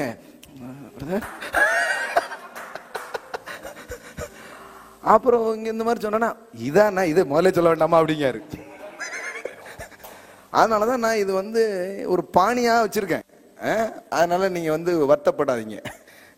வருத்தப்படாத வாலிபர் சங்கம் அப்படின்னா டைட்டில் எல்லாம் போடுறோம். மக்கள் புரிஞ்சுக்கிற மாதிரி பேசுறோம், வேற ஒண்ணுமே கிடையாது. சரியா? ஏன்னா நிறைய பேர் எனக்கு மெசேஜ் அனுப்பிச்சிட்டு இருக்காங்க, பிரதர் நல்லா பேசுறீங்க, இடையில இதை சொருவிடுறீங்க பிரதர். உங்களுக்கு அது சொருவுல பிரதர், சிலருக்காக அதை நான் பேசிட்டு இருக்கிறேன். நான் கிறிஸ்தவங்களுக்காக மட்டும் பிரசங்கம் பண்ண வரல, இதை புரியாத மக்களுக்கும் பேசுறதுக்காக நான் அழைக்கப்பட்டிருக்கேன். என்ன மன்னிச்சு விட்டுருங்களேன். அதனால இது தனி தொழிச்சு விட்டுருங்க. இது திருந்தாது, என்ன போட்டாலும் இது திருந்தாது அப்படின்னு விட்டுருங்க. அதுக்கப்புறம் பாருங்க எம்புடு பேர் தெரிஞ்சிருப்பான்னு பாருங்க. அந்த கனிகளை வச்சு நீங்க என்ன பண்ணலாம், காரியங்களை அறிந்து கொள்ளலாம். இப்ப பவுலுடைய வாழ்க்கை சந்திக்கப்படுது. உண்மையிலே யாருங்கிறத என்ன பண்ணிக்கிறான், அன்னைக்கு தெரிஞ்சுக்க ஆரம்பிக்கிறான். மெய்யாகவே அவர் தான் தேவன். ஐயோ தப்பா சண்டை போட்டோமே நம்ம அப்படின்னு சொல்லிட்டு ஒரு காலத்துல எதை எதிர்த்து சண்டையிட்டானோ அதற்காகவே வாழ்ந்து அதற்காகவே மரித்தார். என்ன மாதிரி ஒரு சேஞ்ச் பாருங்களேன். எதிர்த்த காரியங்களை ஏற்றுக்கொண்டு அதை பிரசங்கித்து அதை தேசமெங்கும் பரம்ப செய்து தன் இறுதியில் அந்த நம்பிக்கைக்காகவே தன் உயிரையும் கொடுக்கிற அளவிற்கு ஒரு வாழ்க்கையை வாழ்ற ஒரு திருப்பம் பவுலுடைய வாழ்க்கையில் என்ன பண்ணுச்சு, நடந்துச்சு. என்ன சொல்ல வந்தேன்னா, இந்த மதவாதிகள் மதத்தின் அடிப்படையில் நின்றுகிட்டு இருக்கிறதுனால பல கொலைகள், பல விதமான பாதிப்பை சமூகத்திலையும் பண்ணிக்கிட்டே இருக்கிறாங்க. அவங்களுக்கு மெய்யான தேவனை அவர்கள் அறியறது இல்லை. ஸோ இயேசுவின் கருத்துக்களோடு அவர்கள் முரண்பட்டதனுடைய காரணமும் அதுவாக தான் இருந்தது. அப்போ ஒரு காரியத்தை அவர் ஸ்ட்ராங்கா சொல்றாரு. என்ன சொல்றாரு? தெய்வம் கடவுள் நீங்க சொல்லிட்டே இருக்கிறீங்க, அவர் யாரும் இல்ல, அவர் என் அப்பா என்பது மட்டுமல்ல, அவர் உன் அப்பாவும் கூட. ஆமென். அவர் என் தந்தை என்கிற கருத்துக்காக மட்டும் இயேசு போராடல. இயேசு சொல்ல வந்தது என்னன்னா, எல்லாருக்கும் அவர் தகப்பனா இருக்கிறாரு. எந்த ஒரு மனிதனும் கடவுளை எப்படி கூப்பிட முடியும்? அப்பான்னு கூப்பிட முடியும். ஏன்னா அதுக்கு முன்னாடி அந்த ஃப்ரேஸ், அந்த வார்த்தை அவங்க உபயோகப்படுத்தினதே கிடையாது. இப்போ இயேசு சொல்றாரு, ஜான் 10ல சொல்றாரு பாருங்க, எதுக்காக கல்லறிறீங்கன்னு சொன்னா இதுக்காக தான் அப்படின்னு சொல்லிட்டாரு. இப்போ பாருங்களேன், அவர் ஒருவேளை சொல்லியிருக்கலாம், அப்படியா அது நான் என்னுடைய அட்மின் யாராவது போட்டிருப்பாங்க, அநேகமா இது விஜயராஜனுடைய வேலையா தான் இருந்திருக்கும் அப்படின்னு நான் தப்பிச்சுக்கலாம். ஆனா அப்படிலாம் இல்லாம அவரு இன்னும் ஏத்துறாரு. என்ன ஏத்துறாருன்னா, 34 இயேசு அவர்களுக்கு பிரதித்திரமாக, தேவர்களாய் இருக்கிறீர்கள் என்று நான் சொன்னேன் என்பதாய் உங்கள் வேதத்தில் எழுதியிருக்கவில்லையா? தேவ வசனத்தை பெற்றுக்கொண்டவர்களை தேவர்கள் என்று அவர் சொல்லியிருக்க வேத வாக்கியமும் தவறாததாய் இருக்க, பிதாவினால் பரிசுத்தமாக்கப்பட்டும் உலகத்தில் அனுப்பப்பட்டும் இருக்கிற நான் என்னை தேவனுடைய குமாரன் என்று சொன்னதினால் தேவதூசணம் சொன்னதாய் என்று நீங்கள் சொல்லலாமா? என்ன சொல்றாரு? எப்பா நான் தான் கடவுளுடைய பிள்ளை, தேவகுமாரன் அப்படின்னு சொல்றதுக்காக நீங்க எல்லாம் சட்டையை பிடிக்க வர்றீங்க, கொல்றதுக்கு வர்றீங்க.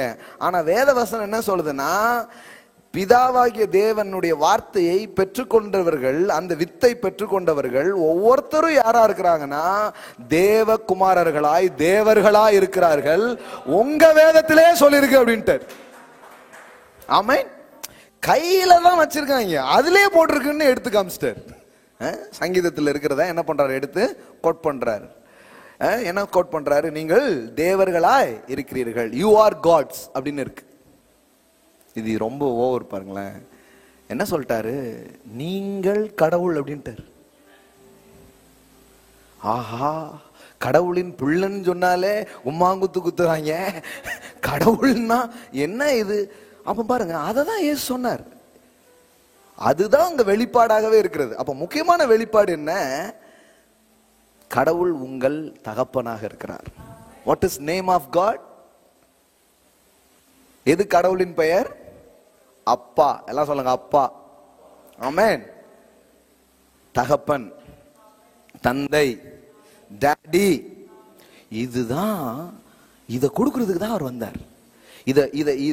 இந்த வெளிப்பாட்டை தருவதற்காக தான் வந்தார். அப்போ உங்க நாமத்தை நான் வெளிப்படுத்தினேன்னு இயேசு சொல்லும் போது அதுக்கு முன்னாடி யாருக்குமே அந்த நாமம் தெரியல. இவர் புதுசா முதல்ல தான் வந்து என்ன பண்றாரு, வெளிப்படுத்துறாரு. ஏன்னா அதற்கு முன்னாடி வந்தவங்க எல்லாம் வேலைக்காரர்கள், அவர்கள் எஜமானை பற்றி தான் சொல்ல முடியும். ஆனால் இவர் குமாரன், இவர் அப்பாவை பற்றி சொல்ல முடியும். ஆமென். வேலைக்காரர்கள் எஜமான் யார் அப்படின்னு தான் சொல்ல முடியும். ஆனா குமாரன் மட்டும்தான் என் தந்தை யார், என் தகப்பன் யார் என்பதை சொல்ல முடியும். ஆமென். மோசே தேவனுடைய வீட்டில் வேலைக்காரனா இருக்கிறான், ஆனால் கிறிஸ்துவோ அந்த வீட்டின் சுதந்திரவாளியா இருக்கிறார். ஆமென். அதனாலதான் பழைய ஏற்பாட்டில் வாழ்ந்த எல்லாருமே, ஈவன் ஆபிரகாம் முதற்கொண்டு இந்த ஃப்ரெண்ட் ஆஃப் காட் அப்படின்னு தான் இருக்குது. ஆனா யாரும் அவர் அப்பான்னு என்ன பண்ண முடியல, அறியவே முடியல. அப்போ தன் குமாரனுக்காகவே ஒரு வெளிப்பாடு வச்சிருந்தாரு. இன்னும் சொல்ல போனா குமாரன் தான் அந்த வெளிப்பாட்டை தர முடியும்.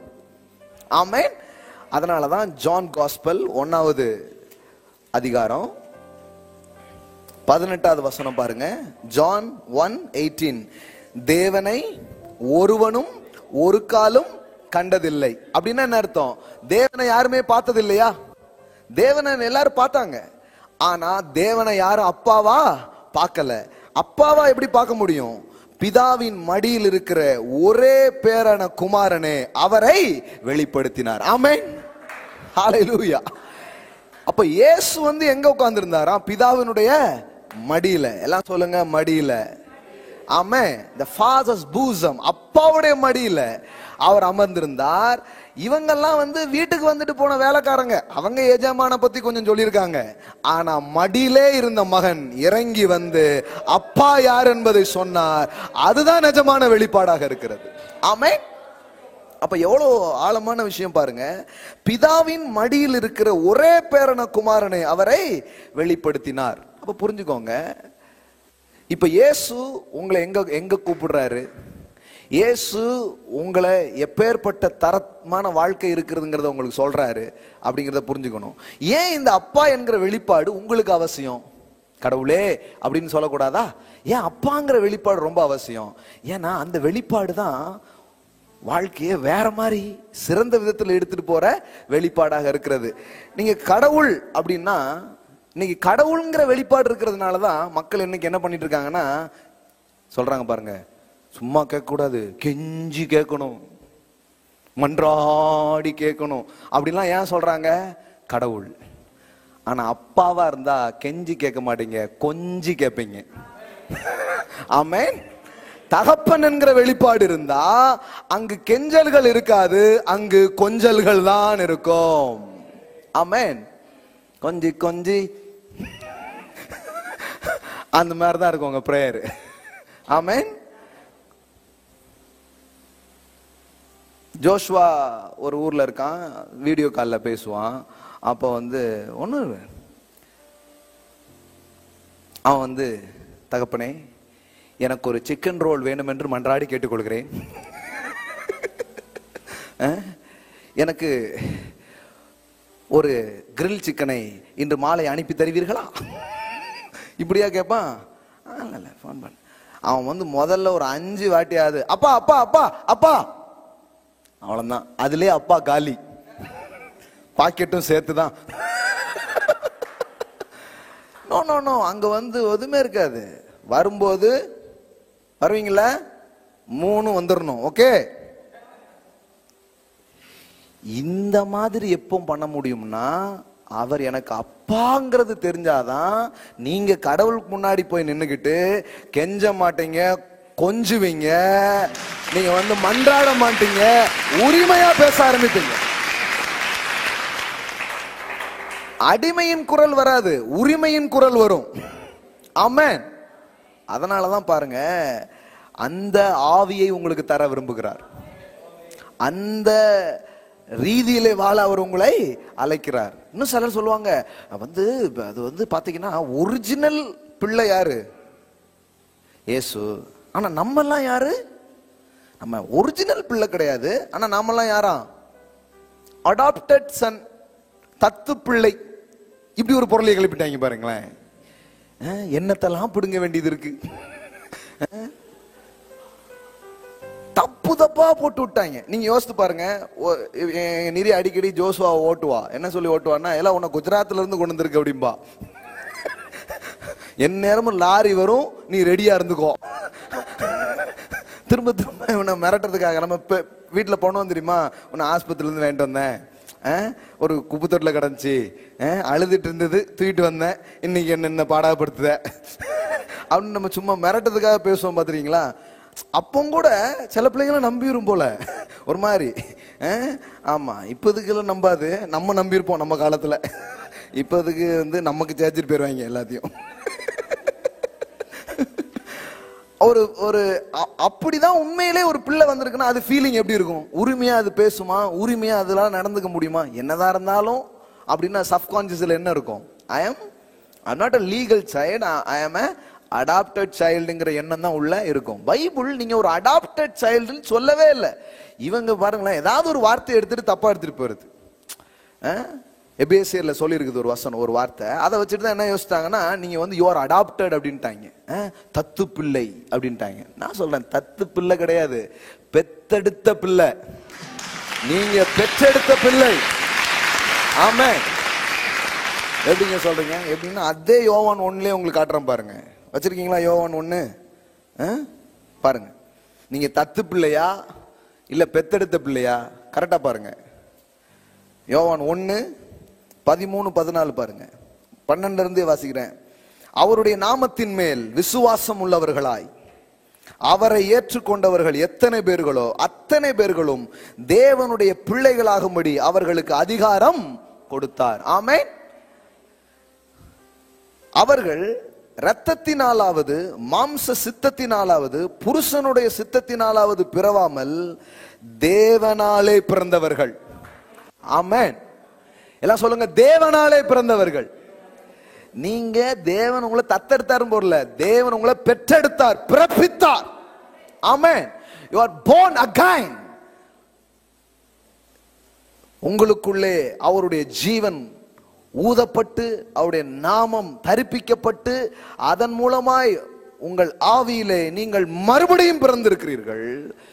உங்களுடைய ஸ்பிரிட்ல, உங்களுடைய ஆவியில, உங்கள் பிறப்பில் நீங்க என்னவா இருக்கீங்கன்னா கடவுளின் பிள்ளைகளாகவே நீங்கள் இருக்கிறீர்கள். மாம்சத்தின்படி நாம் ஒரு தாய் தகப்பனுக்கு பிறந்திருந்தாலும் வேதவசனம் சொல்லுது, நீங்க தேவனாலே பிறந்தவர்கள். எப்போ நீங்க அவரை விசுவாசித்தீங்க, எப்போ அவருடைய வார்த்தையை பெற்றுக்கொண்டீங்க, அப்போ நீங்க என்ன ஆயிட்டீங்க? born again. அப்போ நீங்க வந்து தத்து பிள்ளைன்னே போடல, என்ன போட்டிருக்குது? எல்லாம் சொல்லுங்க, தேவனாலே பிறந்தவர்கள். ஆமென்.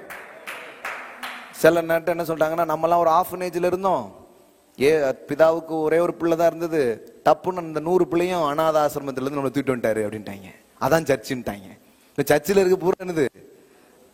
எல்லாம் அநாத பிள்ளைங்க.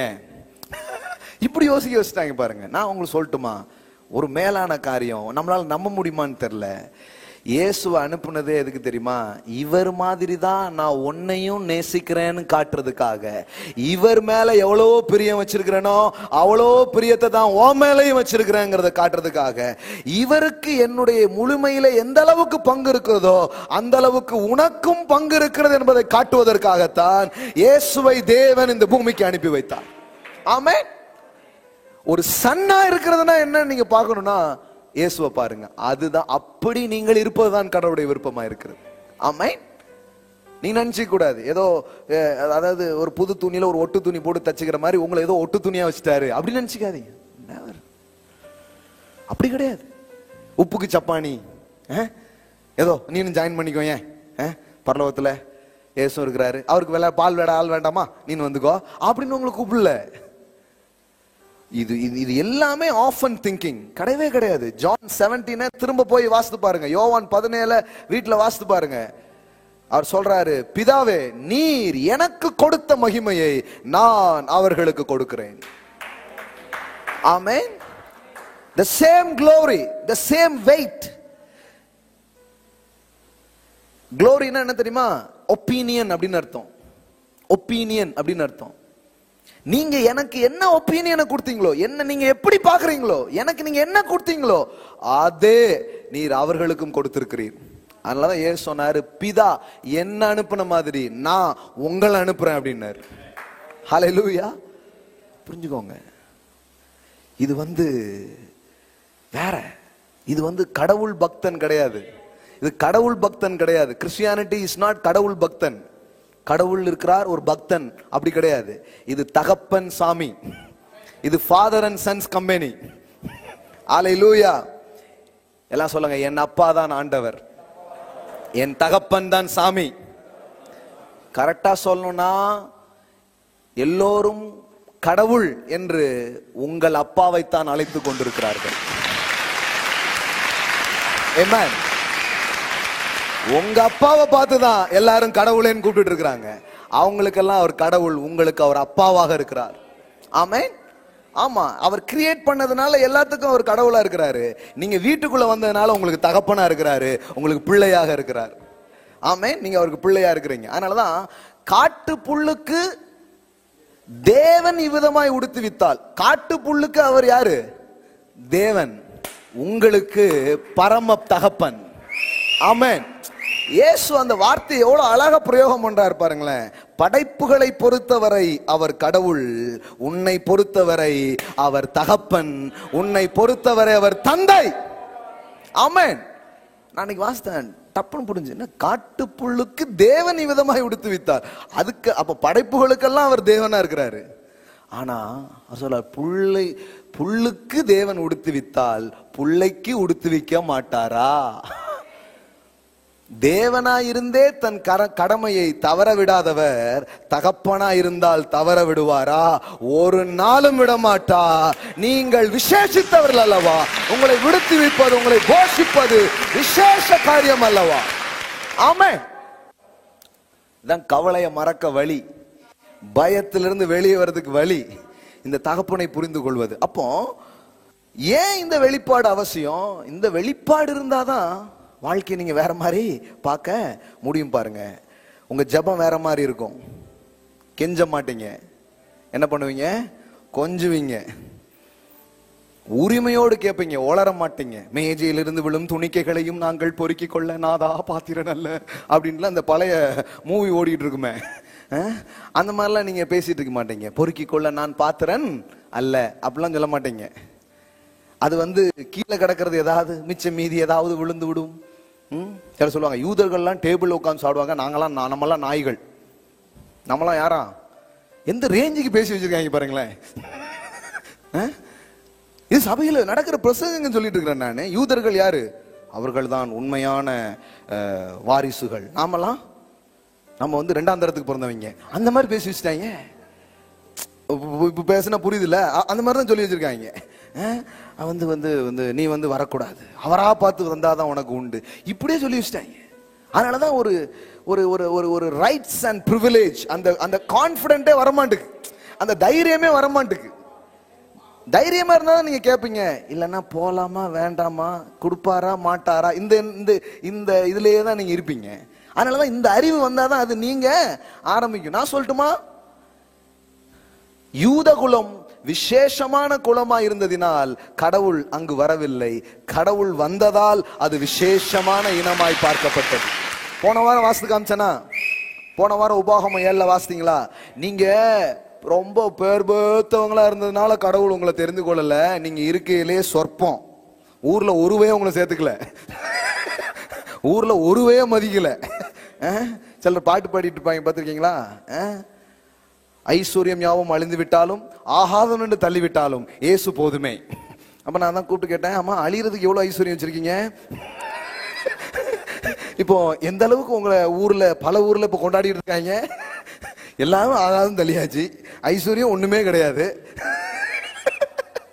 நான் சொன்னேன், இந்த பாட்டுலாம் எப்ப பாடணும் தெரியுமா?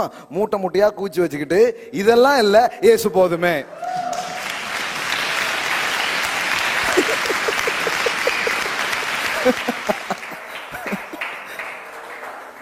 ஒரு பாட்டு படிக்கிறதுக்கே அட்லீஸ்ட் 2 மூட்டை தேவை பாஸ். சும்மா பாட்டுக்கு பாடுறதுன்ட்டு மறுவின் மியூசிக் போட்டா நீங்க பாடிடுறதா? அப்படியே பாடக்கூடாது. அப்போ அப்படி யோசித்துறாங்க. அப்படி கிடையாது. சொற்பமா இருந்தீர்கள், ஆனா கடவுள் உங்களை தெரிந்து கொண்டார். கடவுள் யூதர்களின் கடவுள் கிடையாதுங்க. முதல்ல இந்த ஐடியாவே மாத்துங்க. கடவுள் இஸ்ரேலின் கடவுளாகிறதுக்கு முன்பாக அவர் ஆதாமின் கடவுளாய் இருந்தார். He is the God of mankind. அவர் இஸ்ரேலின் கடவுளாய் இருப்பதற்கு முன்பு அவர் மனுவர்க்கத்தின் கடவுளாய் இருந்தார். ஆமென். ஆனா ஒரு ஃபேமிலியை தெரிந்து கொண்டு அவர் யாருங்கிறது என்ன பண்ணாரு? காட்டினார். அவ்வளவுதான். அதனால அவர் இஸ்ரேல் குலசாமி இல்ல, அவர் மனுகுலசாமி. எங்க குலம் தெய்வம் இயேசு. ஆமென். அதான் உண்மை. நம்ம உடனே மாத்திரக்கூடாது எல்லாத்தையும். சோ எல்லாம் சொல்லுங்க, தத்து பிள்ளை கிடையாது, உரிமையான பிள்ளையா இருக்கிறேன். ஆமென். சரி, அப்போ விழுறத பொறுக்கிக்கிறேன்னு சொல்ல மாட்டீங்க, உரிமையா கேட்பீங்க. ஒரே ஒரு வசனத்தை விரும்புகிறேன். ஒரு சன்னுடைய பிரேயர் எப்படி இருக்கும் அப்படிங்கிறது தான் ஜீசஸுடைய பிரேயர். ஆமென். இயேசு எங்கேயாவது பிதாவே மன்றாடுகிறோம், எப்படியாவது இந்த காய்ச்சல் போகட்டும் ஆண்டவரே அப்படின்னு அப்படி பண்ணாரு எங்கேயாவது? இங்க வாங்க இந்தா போ. ஒரே ஒரு விஷயம், இறங்குமையா இறங்குமையா அந்த மாதிரி. இப்போ இப்போ இப்போ நான் சொல்லும் போது, பிரதர் ஏன் பிரதர் கிண்டல்லாம் அடிக்கிறீங்க? கிண்டல்லாம் அடிக்கல, சுண்டலும் வைக்கல. அதுக்காக வந்திருக்கோம் சண்டே காலையில. அது இல்ல, அந்த நிலையில இருந்து மாறிட்டோம். அது இப்ப கிடையாது. நீங்க அந்த மாதிரி லிஸ்ட்லயே கிடையாது. இப்ப அதே பண்ணிட்டு இருந்தீங்கன்னா எப்படி? அந்த பாலம் பழுதடைந்துன்னு போடு வச்சுட்டாங்க, அதுலயே வண்டி ஓடிக்கிட்டே இருந்தீங்கன்னா, புது பாலம்லாம் போட்டு அது வேற வந்துடுச்சு, அங்கேயே இருக்காதீங்க. அப்ப அப்படி பண்ண வேண்டியது இல்ல. இவர் எப்படி ஜோம் பண்றாரு பாருங்க. ஒரே ஒரு இடம் சம்பவத்தை மட்டும் உங்களுக்கு காட்டுறேன், டக்குன்னு எடுங்க பார்க்கலாம். யோவான் சுவிசேஷம் எல்லாமே ஜான் தான். நீங்க ஜான் படிச்சுட்டே இருங்க, நிறைய ரெவலேஷன் அதுல இருக்குது. யோவான் சுவிசேஷம் சாப்டர் 11 and 2 2 படிக்கிறேன், 41 2 படிக்கிறேன். அப்பொழுது அதான் லாசரு மரிச்சிருக்கிறாரு, 4 நாள் ஆயிடுச்சு, கல்லறையில மூடி வச்சிருக்காங்க. பார்க்கலான்னு போனா லாசர் அக்காவே என்ன சொல்றாங்க? வேண்டாம், தம்பியா இருந்தாலும் கப்பு கன்ஃபார்ம், அதனால இங்கேயே இருப்போமே அப்படிங்க. உடனே இவர் கூட்டு போறார். நானே உயிர்த்தெழுதலும் ஜீவனமா இருக்கிறேன். அவ தியாலஜிலாம் ரொம்ப படிச்சிருக்கா. ஆமா எழுந்திருப்பான், கடைசி நாள் எழுந்திருப்பான் இல்லையா அப்படிங்க. பைபிள்லாம் நல்லா தெரியுது அவளுக்கு. எம்மா ஐ ஆம் த ரிசரக்ஷன் அப்படிங்கிறார். புரியல அவளுக்கு. இப்ப போயிடுச்சு. இப்ப போயிட்டு அங்க அவர் ஒரு பிரேயர் பண்றார். இயேசு தம்முடைய கண்களை ஏறெடுத்து, எல்லாம் சொல்லுங்க, கண்களை ஏறெடுத்து. நீங்க ஜான் 17 நீங்க பாத்தீங்கன்னா இயேசு வானங்களுக்கு நேராய் தன் கண்களை ஏறெடுத்து. இதுவே வேற மாதிரி பாடி லாங்குவேஜ். உங்களுக்கு தெரியுமா? உங்களுக்கு இது ஒரு சன்னுடைய பாடி லாங்குவேஜ். ஒரு 500 ரூபாய் கிடைக்குமா அப்படி இருக்காது. சன்னுடைய பாடி லாங்குவேஜ் வேற. இங்க வாங்க, சட்டம் நல்லா இருக்கா அப்படின்னு பாயில இருந்து எடுத்துறது. பாடி லாங்குவேஜே வேறங்க.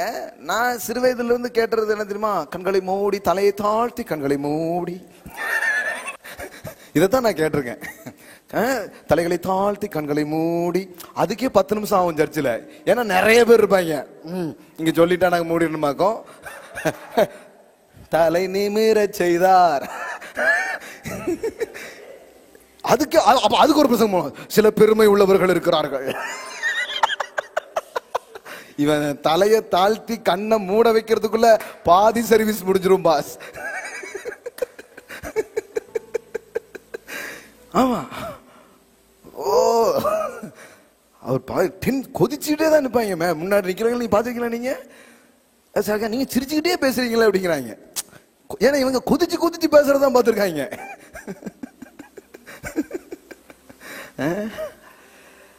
கண்களை மூடி, தலையை தாழ்த்தி, இதெல்லாம் இருக்கும். ஆனா இங்க நீங்க ஜீசஸ் நீங்க அதை பார்க்க முடியாது. அவர் கெத்தா தான் இருப்பாரு. டாடே அப்படிங்கிற மாதிரி தான் இருக்குது. அங்க பாருங்க, இதெல்லாம் ரொம்ப முக்கியம். அதனாலதான் நான் சொல்றேன். நான் கவனிங்க, அங்க பாருங்க என்ன போட்டிருக்குது. வான தம் கண்களை ஏறெடுத்து.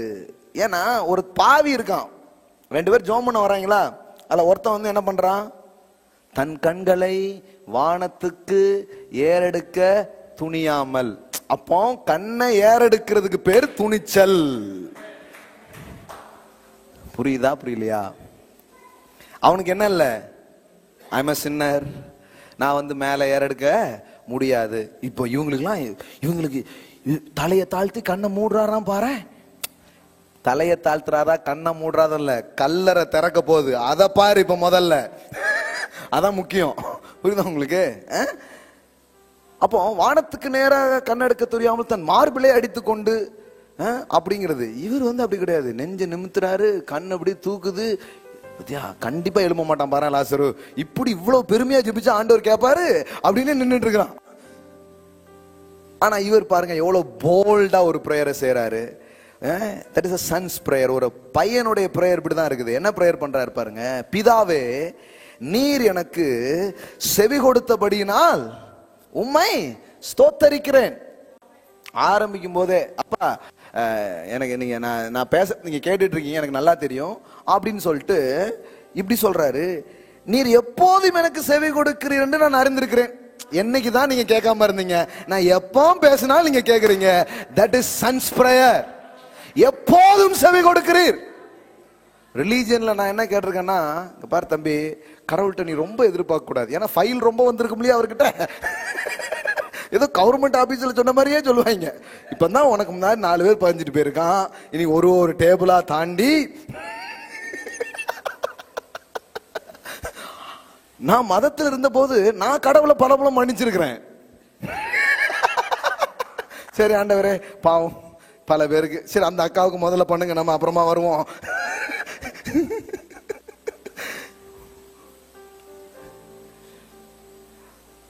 இவர் பார்த்தா அந்த மாதிரி என்ன சொன்னாங்கன்னா, நீ ஒரு 100 மேட்டர் சொன்னா ஏதாவது 1 2 பார்த்து என்ன பண்ணுவாரு, செய்வாரு. ரொம்ப நாளா வரானே சர்ச்சுக்கு, அதனால ஏதாவது செய்வாரு, இப்படிதான். ஆனா இவரு, பிதாவே நீர் எனக்கு செவி கொடுத்தபடினால், அங்க டவுட்டே இல்லை, சந்தேகமே கிடையாது. செவி கொடுத்தபடினால் உமக்கு ஸ்தோத்திரம். எப்பொழுதும் நீர் எப்பொழுதும் எனக்கு செவி கொடுக்கிறீர் என்று நான் அறிந்திருக்கிறேன். அதுதான் நோயிங் த டாடி. ஆமென். பேசும்போது சொன்னா, இந்த அறிவு நீங்க பிதாவை எப்படி அறியறீங்களோ அதுதான் கல்லறைக்கு முன்னாடியும். அதாவது அறிவுங்கிறது சும்மா கிடையாது. It's gives righteousness. அது உங்களுக்கு ஒரு நீதியை தருகிறது. நீதிங்கிறது என்ன தெரியுமா? நீதினா என்னத்தையும் நீங்க நினைச்ச கூடாது. நீதினா என்ன தெரியுமா? எதுக்கு முன்னாடியும் நீங்க இன்ஃபீரியரா ஃபீல் பண்ணவே மாட்டீங்க. அதுக்கு பேர் தான் righteousness. There is no inferior. நம்ம என்ன நீதி நினைச்சுக்கிறோம்னா, நீதியில 2 இருக்கு. ஒன்னு எப்படின்னா, there is no inferior in the presence of God. கடவுளுக்கு முன்னாடி நமக்கு என்ன கிடையாது, ஒரு தாழ்வு மனப்பான்மையே கிடையாது. Righteousness means without guilt and condemnation and inferiority. கடவுளுக்கு முன்னாடி எந்த தாழ்வு மனப்பான்மையோ குற்ற உணர்வோ எதுவும் இல்லாம தைரியமா போய் நிக்கிற நிலைக்கு பேர் தான் என்னது? நீதி. ஆனா அது மட்டும் இல்ல, கடவுளே எனக்கு, அவருடைய பிரசனமே எனக்கு தைரியமா மாறுச்சுன்னா, நான் இந்த வாழ்க்கையில் எந்த சூழ்நிலைக்கு முன்னாடியும் இன்ஃபீரியரா ஃபீல் பண்ண மாட்டேன். ஈவன் டெத்துக்கு முன்னாடி கூட இன்ஃபீரியரா ஃபீல் பண்ண மாட்டேன். There is no inferior complex. அங்க எந்த தாழ்வு மனப்பான்மையும் கிடையாது, அங்க கரேஜ் தான் இருக்குது. அதுதான் நீதியாக இருக்கிறது. ஆமென். எல்லாம் சொல்லுங்க, நீதியினால் ஸ்திரப்பட்டிருப்பாய். இப்போ அவருக்கு அந்த கரேஜ், அந்த போல்ட்னஸ், அதனாலதான் நீதிமான் சிங்கத்தை போல் தைரியமா இருப்பான் இருக்கு. எப்பவுமே நீதிக்கும் தைரியத்துக்கு என்ன இருக்குது? பெரிய கனெக்ஷன்ஸ் இருக்குது. இப்போ அப்படிதான் பேசிட்டு இருக்கிறாரு. லாசருவே வெளியே வா அப்படின்னா டெட் பாடி எழுப்பி வருது. செத்த சரீரம், 4 நாளான சரீரம் எழும்பி வருகிறது. நான் சொல்றேன், இப்படி ஒரு சன்னா இருக்கிறதுக்கு தான் உங்களை என்ன அழைக்கிறார். ஆமென். அதனாலதான் ரோமர் 8 சொல்றாரு, திரும்பவும் நீங்கள் பயப்படுவதற்கு அடிமைத்தனத்தின் ஆவியை பெறாமல் அப்பா பிதாவே என்று கூப்பிடுகிற புத்திர சுவிகாரத்தின் ஆவியை பெற்றிருக்கிறீர்கள். You have the spirit of sonship. You are not slave, you are a son. நீங்கள் அடிமைகள் அல்ல, நீங்கள் பிள்ளைகளாய் இருக்கிறீர்கள். அப்போ தேவனை தகப்பனாய் அறிகிற அறிவு நமக்குள் பெருக பெருக பெருக தைரியம் பெருகும், ஜெபங்கள் மாறும், வாழ்க்கையின் சூழ்நிலையில் நீங்கள் அணுகிற விதங்கள்ல ஒரு பெரிய மாற்றங்கள் நடக்க ஆரம்பிக்கும். இயேசுவை பிதா எந்த அளவுக்கு நேசிக்கிறாரோ சற்றிலும் குறையாமல் உங்களை நேசிக்கிறார். ஆமென். ஏன்னா இப்ப இயேசு யார் மடியில உட்கார்ந்திருந்தார்? இப்ப நீங்க யார் மடியில உட்கார்ந்திருக்கீங்க? மடியில உட்கார்ந்திருக்கீங்களா, பாதப்படியில கிடைக்கீங்களா? இயேசு தன் பக்தர்களை அழைத்து கொண்டு கடவுளின் பாதப்படியில் சேர்த்தார். அப்படி போடல பைபிள்ல. எபேசியர் 2ஆம் அதிகாரத்தை வாசித்து பாருங்கள். அங்க சொல்லப்பட்டிருக்கிறது, அவரோடு கூட உங்களை உட்காரவும் செய்தார். You are seated with him. அவரோடு உட்கார்ந்திருக்கீங்க. அவர் எங்க உட்கார்ந்திருக்காரு? பிதாவின் மடியில உட்கார்ந்திருக்காரு. அங்கதான் நீங்க உட்கார்ந்துட்டு இருக்கீங்க. இன்னும் சொல்ல போனா, நான் இருக்கும் இடத்திற்கு நீங்களும் இருக்கும்படி உங்களை அழைத்து செல்லவே வந்தேன். அதான் காஸ்பல், the Trinitarian things. அதுதான் பாருங்களேன், நான் எங்க இருக்கிறேனோ அங்க அவர்கள் இருக்கும்படி. அவர் எங்க இருக்கிறாரு? பிதாவின் மடியில. அதனாலதான் அங்கு உங்களை அமர வைத்திருக்கிறார். ஆமென். எல்லாம் சொல்லுங்க, எனக்கு அப்பா இருக்கிறாரு, அவர் எல்லாரும் கடவுள்னு சொல்றாங்க, நான் அவர் மடியில் அமர்ந்திருக்கும் செல்ல பிள்ளையா இருக்கிறேன். ஆமென். ஹல்லேலூயா. லூக்கா 15 இன்னைக்கு கொஞ்சம் இன்னும் சொல்லணும்னு நினைச்சேன், ஆனால் ஆல்ரெடி நான் உங்களுக்கு சொல்லியிருக்கிறேன். அதெல்லாம் போய் மெடிடேட் பண்ணுங்க. லூக் 15 பார்த்தீங்கன்னா, உண்மையிலே ஃபாதர் யாருங்கிறத இயேசு 3 கதைகள் மூலம் என்ன பண்றாரு சொல்றாரு. அதெல்லாம் நான் உங்களுக்கு எக்ஸ்பிளைன் பண்ணி இன்னும் பார்க்காததெல்லாம் நீங்க சொல்லணும்னு வந்தேன். நேரம் இல்லாதனால நான் முடிக்கிறேன். லூக்கா 15 போய் வீட்டில் வாசித்து பாருங்க. உண்மையிலே ஃபாதர்னா யாருங்கிறத அங்க காட்டுறாரு. எப்படி தன்னை விட்டு போற திருப்பி வர்ற பையனை அவர் சேர்த்து கொள்கிற ஒரு அப்பாவா இருக்கிறார். அப்படிதான் கடவுள் அப்படிங்கறதான் காட்டினார். இயேசு போலதான் பிதா இருக்கிறார். ஆமென். ஏன்னா நாம நிறைய நேரத்துல இயேசு நல்லவருன்னும் பிதா கெட்டவர்னு யோசித்துறோம். இல்ல இல்ல, பிதாவை மத்தவங்க எல்லாம் கெட்டவங்களா காமிச்சிட்டு போயிட்டாங்க. அதனாலதான் மடியில் இருக்கிற குமாரன் அனுப்பிச்சார். எபிரேயர் 1:1 படிக்கிறோம் இல்லையா, பங்கு பங்காக வகை வகையாக தான் அவங்க காமிச்சாங்க, முழுசா யாருமே காட்டல. ஆனா இவர் முழுசா காட்டினார். ஆமென். அப்போ இயேசு வெளிப்படுத்தின பிதாவை நாம் அறிந்து கொள்ள வேண்டும். அவர் நல்லவராக இருக்கிறார். ஆமென். இது அடுத்தது நான் சொல்ல வந்தது என்னன்னா, இதெல்லாம் நீங்க போய் மெடிடேட் பண்ணாலே உங்களுக்கு புரிஞ்சிடும்.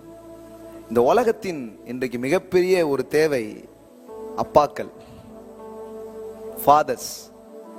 அதனாலதான் அப்போஸ்தலனாகிய பவுல் சொல்றாரு, 1 கொரிந்தியர் 4:17 சொல்றாரு, தகப்பன், அதாவது நிறைய போதகர்கள் இருக்கிறாங்க, ஆனா உங்களுக்கு யார் இல்ல? தகப்பன்மார் அநேகர் இல்லையே. நீங்க ஊழியக்காரங்களும் ப்ரீச் பண்றவங்களும் ப்ரீச்சர்ஸும் எல்லாரும் இருக்காங்க. ஆனா பவுல் அன்னைக்கே சொல்றாரு, இந்த ஊழியக்காரர்கள் போதகர்கள் இதெல்லாம் ஓகே, ஆனா we need fathers அப்படின்னாரு. தகப்பன் நிறைய தேவைன்னாரு. இப்போ அதுதான் ரொம்ப பெரிய ஒரு தேவை. எப்படின்னா, ஒருத்தர் வளரும் போது யார் சந்தோஷப்பட முடியும்னா தகப்பன் மட்டும்தான் சந்தோஷப்பட முடியும். இப்ப ஜோஷுவாவோ நீரியோ என்னை விட பெருசா ஏதாவது பண்ணா எனக்கு பொறாம வருமா? எனக்கு அதை பார்த்து போட்டி உணர்வு வருமா? சே, நம்மளை மிஞ்சி போயிட்டானே, நம்மளோட பெரிய ஆயிட்டானே, அப்படி வரவே வராது. ஏன்? அவனுடைய வெற்றியும் என்னுடைய வெற்றியும் வேறையே கிடையாது. இது மாதிரி தான் ஸ்பிரிச்சுவலை பார்க்கும்போது கூட நான் வெறும் பெற்றெடுக்கிற ஒரு தகப்பன் மட்டும் சொல்ல, ஆவிக்குரிய உலகத்துல கூட we need more fathers. இப்ப ஏன் ஊழியங்கள் எல்லாம் கூட போட்டிகள்லாம் நிறைய, இதெல்லாம் ஒருத்தருடைய வெற்றி ஏன் ஒருத்தர் கொண்டாட முடியலன்னா, தகப்பனாய் இருந்தால் நீங்கள் கொண்டாட முடியும், இல்லைன்னா கொண்டாடவே முடியாது. ஆதரிப்பீங்க, சூப்பர்னு சொல்லுவீங்க. என்ன உங்களை விட இப்ப ஜவஹருக்கு வியூ அதிகமா போன மாதிரி இருக்கு அப்படின்னா, நீங்க ஃபாதரா இருந்தீங்கன்னா செலிப்ரேட் பண்ணுவீங்க, சந்தோஷப்படுவீங்க. இல்லைன்னா உங்களுக்கு என்ன ஆயிடும்? உங்களுக்கு பாதிப்பு வரும். எப்பவுமே தான் ஒரு ஃபாதர் நிறைய தேவை. ஏன்னா ஒரு தகப்பனால் மட்டும்தான் தன் பிள்ளைகளின் வெற்றிகளை கொண்டாட முடியும். ஆமென். கடவுள் ஒரு நல்ல அப்பாவா இருக்கிறார். இன்னைக்கு காலைல தான் உங்களுக்கு காமிச்சேன். அதனால அந்த பூமியில உங்களுக்கு ஒரு பெர்ஃபெக்ட் ஃபாதர் இல்லாம இருந்தா வருத்தப்படாதீங்க, அவர் உங்களுக்கு அப்பாவா இருப்பார். ஆமென். உபாகமத்துல இருக்கு, தகப்பன் தன் பிள்ளையை தோளில் சுமக்கிறது போல. உபாகமம் 1:31 இருக்கு, தகப்பன் தன் பிள்ளையை தோளில் சுமக்கிறது போல நான் உங்களை சுமந்து கொண்டு வந்தேன்கிறாரு. எல்லோரும் கடவுளை சுமக்கிறார்கள், ஆனால் நம் கடவுள், நம் அப்பா நம்மை சுமக்கிறார். அல்லேலூயா. தோல்ல சுமந்துட்டு வர்றார். அம்மா இடுப்புல சுமக்கிறாங்க, அப்பா தோல்ல சுமக்கிறார். ஆமென். அப்ப தகப்பன் தன் பிள்ளையை தோல்ல சுமப்பது போல நான் உன்னை சுமக்கிறேன். Wonderful things. கடவுள் கடவுள்னு யோசித்து எங்கில இருந்து உங்க பிக்சர்லாம் மாறட்டும். What is the name of father? தகப்பன் சாமி. ஹல்லேலூயா. என் அப்பா தான் ஆண்டவராக இருக்கிறார். சோ இன்னையில இருந்து கால் ஃபாதர். நீ ஜெபம் பண்ணும்போது அப்படியே ஜெபம் பண்ணுங்க. அப்பா, அப்பா உம்மிடத்தில் நான் வருகிறேன். இயேசு எப்பொழுதெல்லாம் ஜெபித்தாரோ அப்பொழுதெல்லாம் அவர் பிரயோகித்த வார்த்தை பிதாவே. ஒரே ஒரு இடத்துல மட்டும் அவர் தேவனே அப்படிங்கிற வார்த்தை யூஸ் பண்ணார். எங்க தெரியுமா? கிராஸ். மீதி எல்லா இடத்துலயும் அவர் எதை யூஸ் பண்றாரு? ஃபாதர். பர்சனல் அவருடைய உரையாடல ஃபாதர் யூஸ் பண்றாரு. அங்க மட்டும்தான். ஏன்னா அங்க நம்முடைய இடத்துக்கு அவர் பாக்குறாரு. என் தேவனே, என் தேவனே ஏன் என்னை. ஏன்னா இது மனுவர்க்கத்தின் கதறல். நம்ம பிரதிநிதியா நின்று அவர் கத்திக்கிட்டு இருக்கிறார், வேற ஒண்ணுமே கிடையாது. அது வரைக்கும் அவர் அப்பாவா பார்த்துட்டு இருந்தவரை இப்போ ஒண்ணும் இல்ல, ஆதாம் உன் கண்ணாடி கொஞ்சம் தாயன்ட்டு ஆதாம் கண்ணாடியை வாங்கி போட்டு பார்த்தா கைவிட்டாரா கைவிட்டாராங்கிறதான் தெரியுது. அது ஆதாமுடைய கிளாஸ். அதனாலதான் அப்படி தெரிஞ்சு. அதனாலதான் நம்ம யாருக்குமே அந்த கிளாஸ எடுத்து போட்டுட்டு ஜீசஸ் கிளாஸ கொடுக்கிறார். பிதாவே எப்பொழுதும் எனக்கு செவி கொடுக்கிறபடினால் உமக்கு நன்றி, இப்பொழுதும் செவி கொடுக்கிறபடினால் ஸ்தோத்திரம். அதுக்குள்ள நீங்க வளர்றதுக்கு கூப்பிடுறீங்க. ஆமென். அதை நான் அறிந்திருக்கிறேன்கிறார். இன்னைக்கு காலையில அதை உங்களுக்கு கொடுக்கறதுக்காக தான் கூப்பிடுறாரு. அப்போ God is our father. நம்முடைய அப்பா தான் கடவுளா இருக்கிறார். அடுத்தது இந்த பூமியில் நிறைய அப்பாக்கள் தேவை. ஆபிரகாமுக்கு ஒரு பெரிய அழைப்பை கொடுத்தார் கடவுள், the father of many nations. உங்களுக்கு தெரியுமா? கலாத்தியர் 3ஆம் அதிகாரத்துல சொல்லி இருக்கிறபடி ஆபிரகாமின் ஆசீர்வாதங்கள் நமக்கு சொந்தம். நான் சொல்றேன், ஆபிரகாமின் ஆசீர்வாதம் மட்டுமல்ல, ஆபிரகாமுக்கு வைக்கப்பட்ட அழைப்பும் நமக்கு சொந்தமா இருக்கு. ஆமென். அழைப்பும் நமக்கு சொந்தமா இருக்கு. என்ன அழைப்பு? the father of many nations. ஆமென். நீங்களும் ஒரு அப்பாவாக இருக்க அழைக்கப்படுறீங்க. ஆமென். அநேகரை தூக்குகிறவர்களாக. அன்னைக்கு ஒரு சிஸ்டர் சொன்னாங்க, ரொம்ப சந்தோஷமா இருந்துச்சு. அவங்க பொருளாதாரத்துல எவ்வளவு வளர்ந்து, கர்த்தரை அறிகிற அறிவுல வளர்ந்து, இப்ப பொருளாதாரத்துல நல்லானங்கிறத சொல்லி, இன்னொரு சபையின் பிள்ளை ஒருத்தங்க வீட்டு வாடகை கட்ட முடியாத இருந்தவங்களுக்கு ஃபுல்லா இவங்க கட்டிருக்காங்க அவங்களுக்காக. ஆமென். கேட்கும்போது ரொம்ப சந்தோஷமா இருக்கு. That is Father's heart. Amen. Hallelujah. நீங்க பெருகணும். ஒவ்வொருத்தரும் அவரை அறிவில் நீங்க வளரும் போது உங்க உள்ளம் விசாலம் அடையும். ஏன்னா என் தகப்பன் கஞ்ச தகப்பன் கிடையாது. அவர் ஏராளமானவர், தாராளமானவராக அவர் இருக்கிறார். ஆமென். ஹல்லேலூயா. அவரை நோக்கி பார்ப்போம். Thank you Lord. கர்த்தருக்கு நாம் கொடுக்கும்படியா ஹல்லேலூயா நம் கரங்களில் எடுத்துக்கொள்வோம். எடுத்துக்கொண்டு நாம் ஜெபிப்போம். Thank you Father. Our God is a giver. Our dad is a giver. He gave his only begotten son Jesus.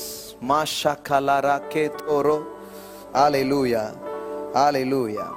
கொடுப்பது என் தகப்பனின் சுபாவம். Therefore I give. Hallelujah. ஆன்லைன்ல பார்க்குற பிள்ளைங்க, ஆன்லைன் மூலமாக நீங்கள் உங்கள் காணிக்கைகள், உங்கள் விதைகள், உங்க சப்போர்ட்ஸ் எது வேணாலும் நீங்க அனுப்பலாம். கூகுள் பே மூலமாக அனுப்பலாம். அங்க இருக்கு நிறைய ஆப்ஷன்ஸ். செக் நீங்க எழுதி அனுப்பலாம், அக்கௌண்ட்ல டிரான்ஸ்ஃபர் பண்ணலாம். எல்லா வசதியும் அங்க இருக்கு. இங்க வந்திருந்து நீங்க ஒருவேளை ஸ்வைப்பிங் மூலமா நீங்க ஆஃபரிங் செலுத்த விரும்புனீங்க, வெளியில ஸ்வைப்பிங் மெஷின் இருக்கும். ஸோ உங்க கார்டு மூலமாக நீங்க என்ன பண்ணலாம், ஆஃபரிங்க நீங்க செலுத்தலாம். கரங்களை எடுத்துக்கொள்ளுங்க. நாம் அறிக்கை செய்து, நாம் ஜெபம் செய்து நாம் கொடுக்க போகிறோம். Thank you father. Thank you father. Thank you father. தகப்பனே, இந்த காலையில உங்களுடைய பிரசன்னத்தண்டை நாங்கள் வருகிறோம்.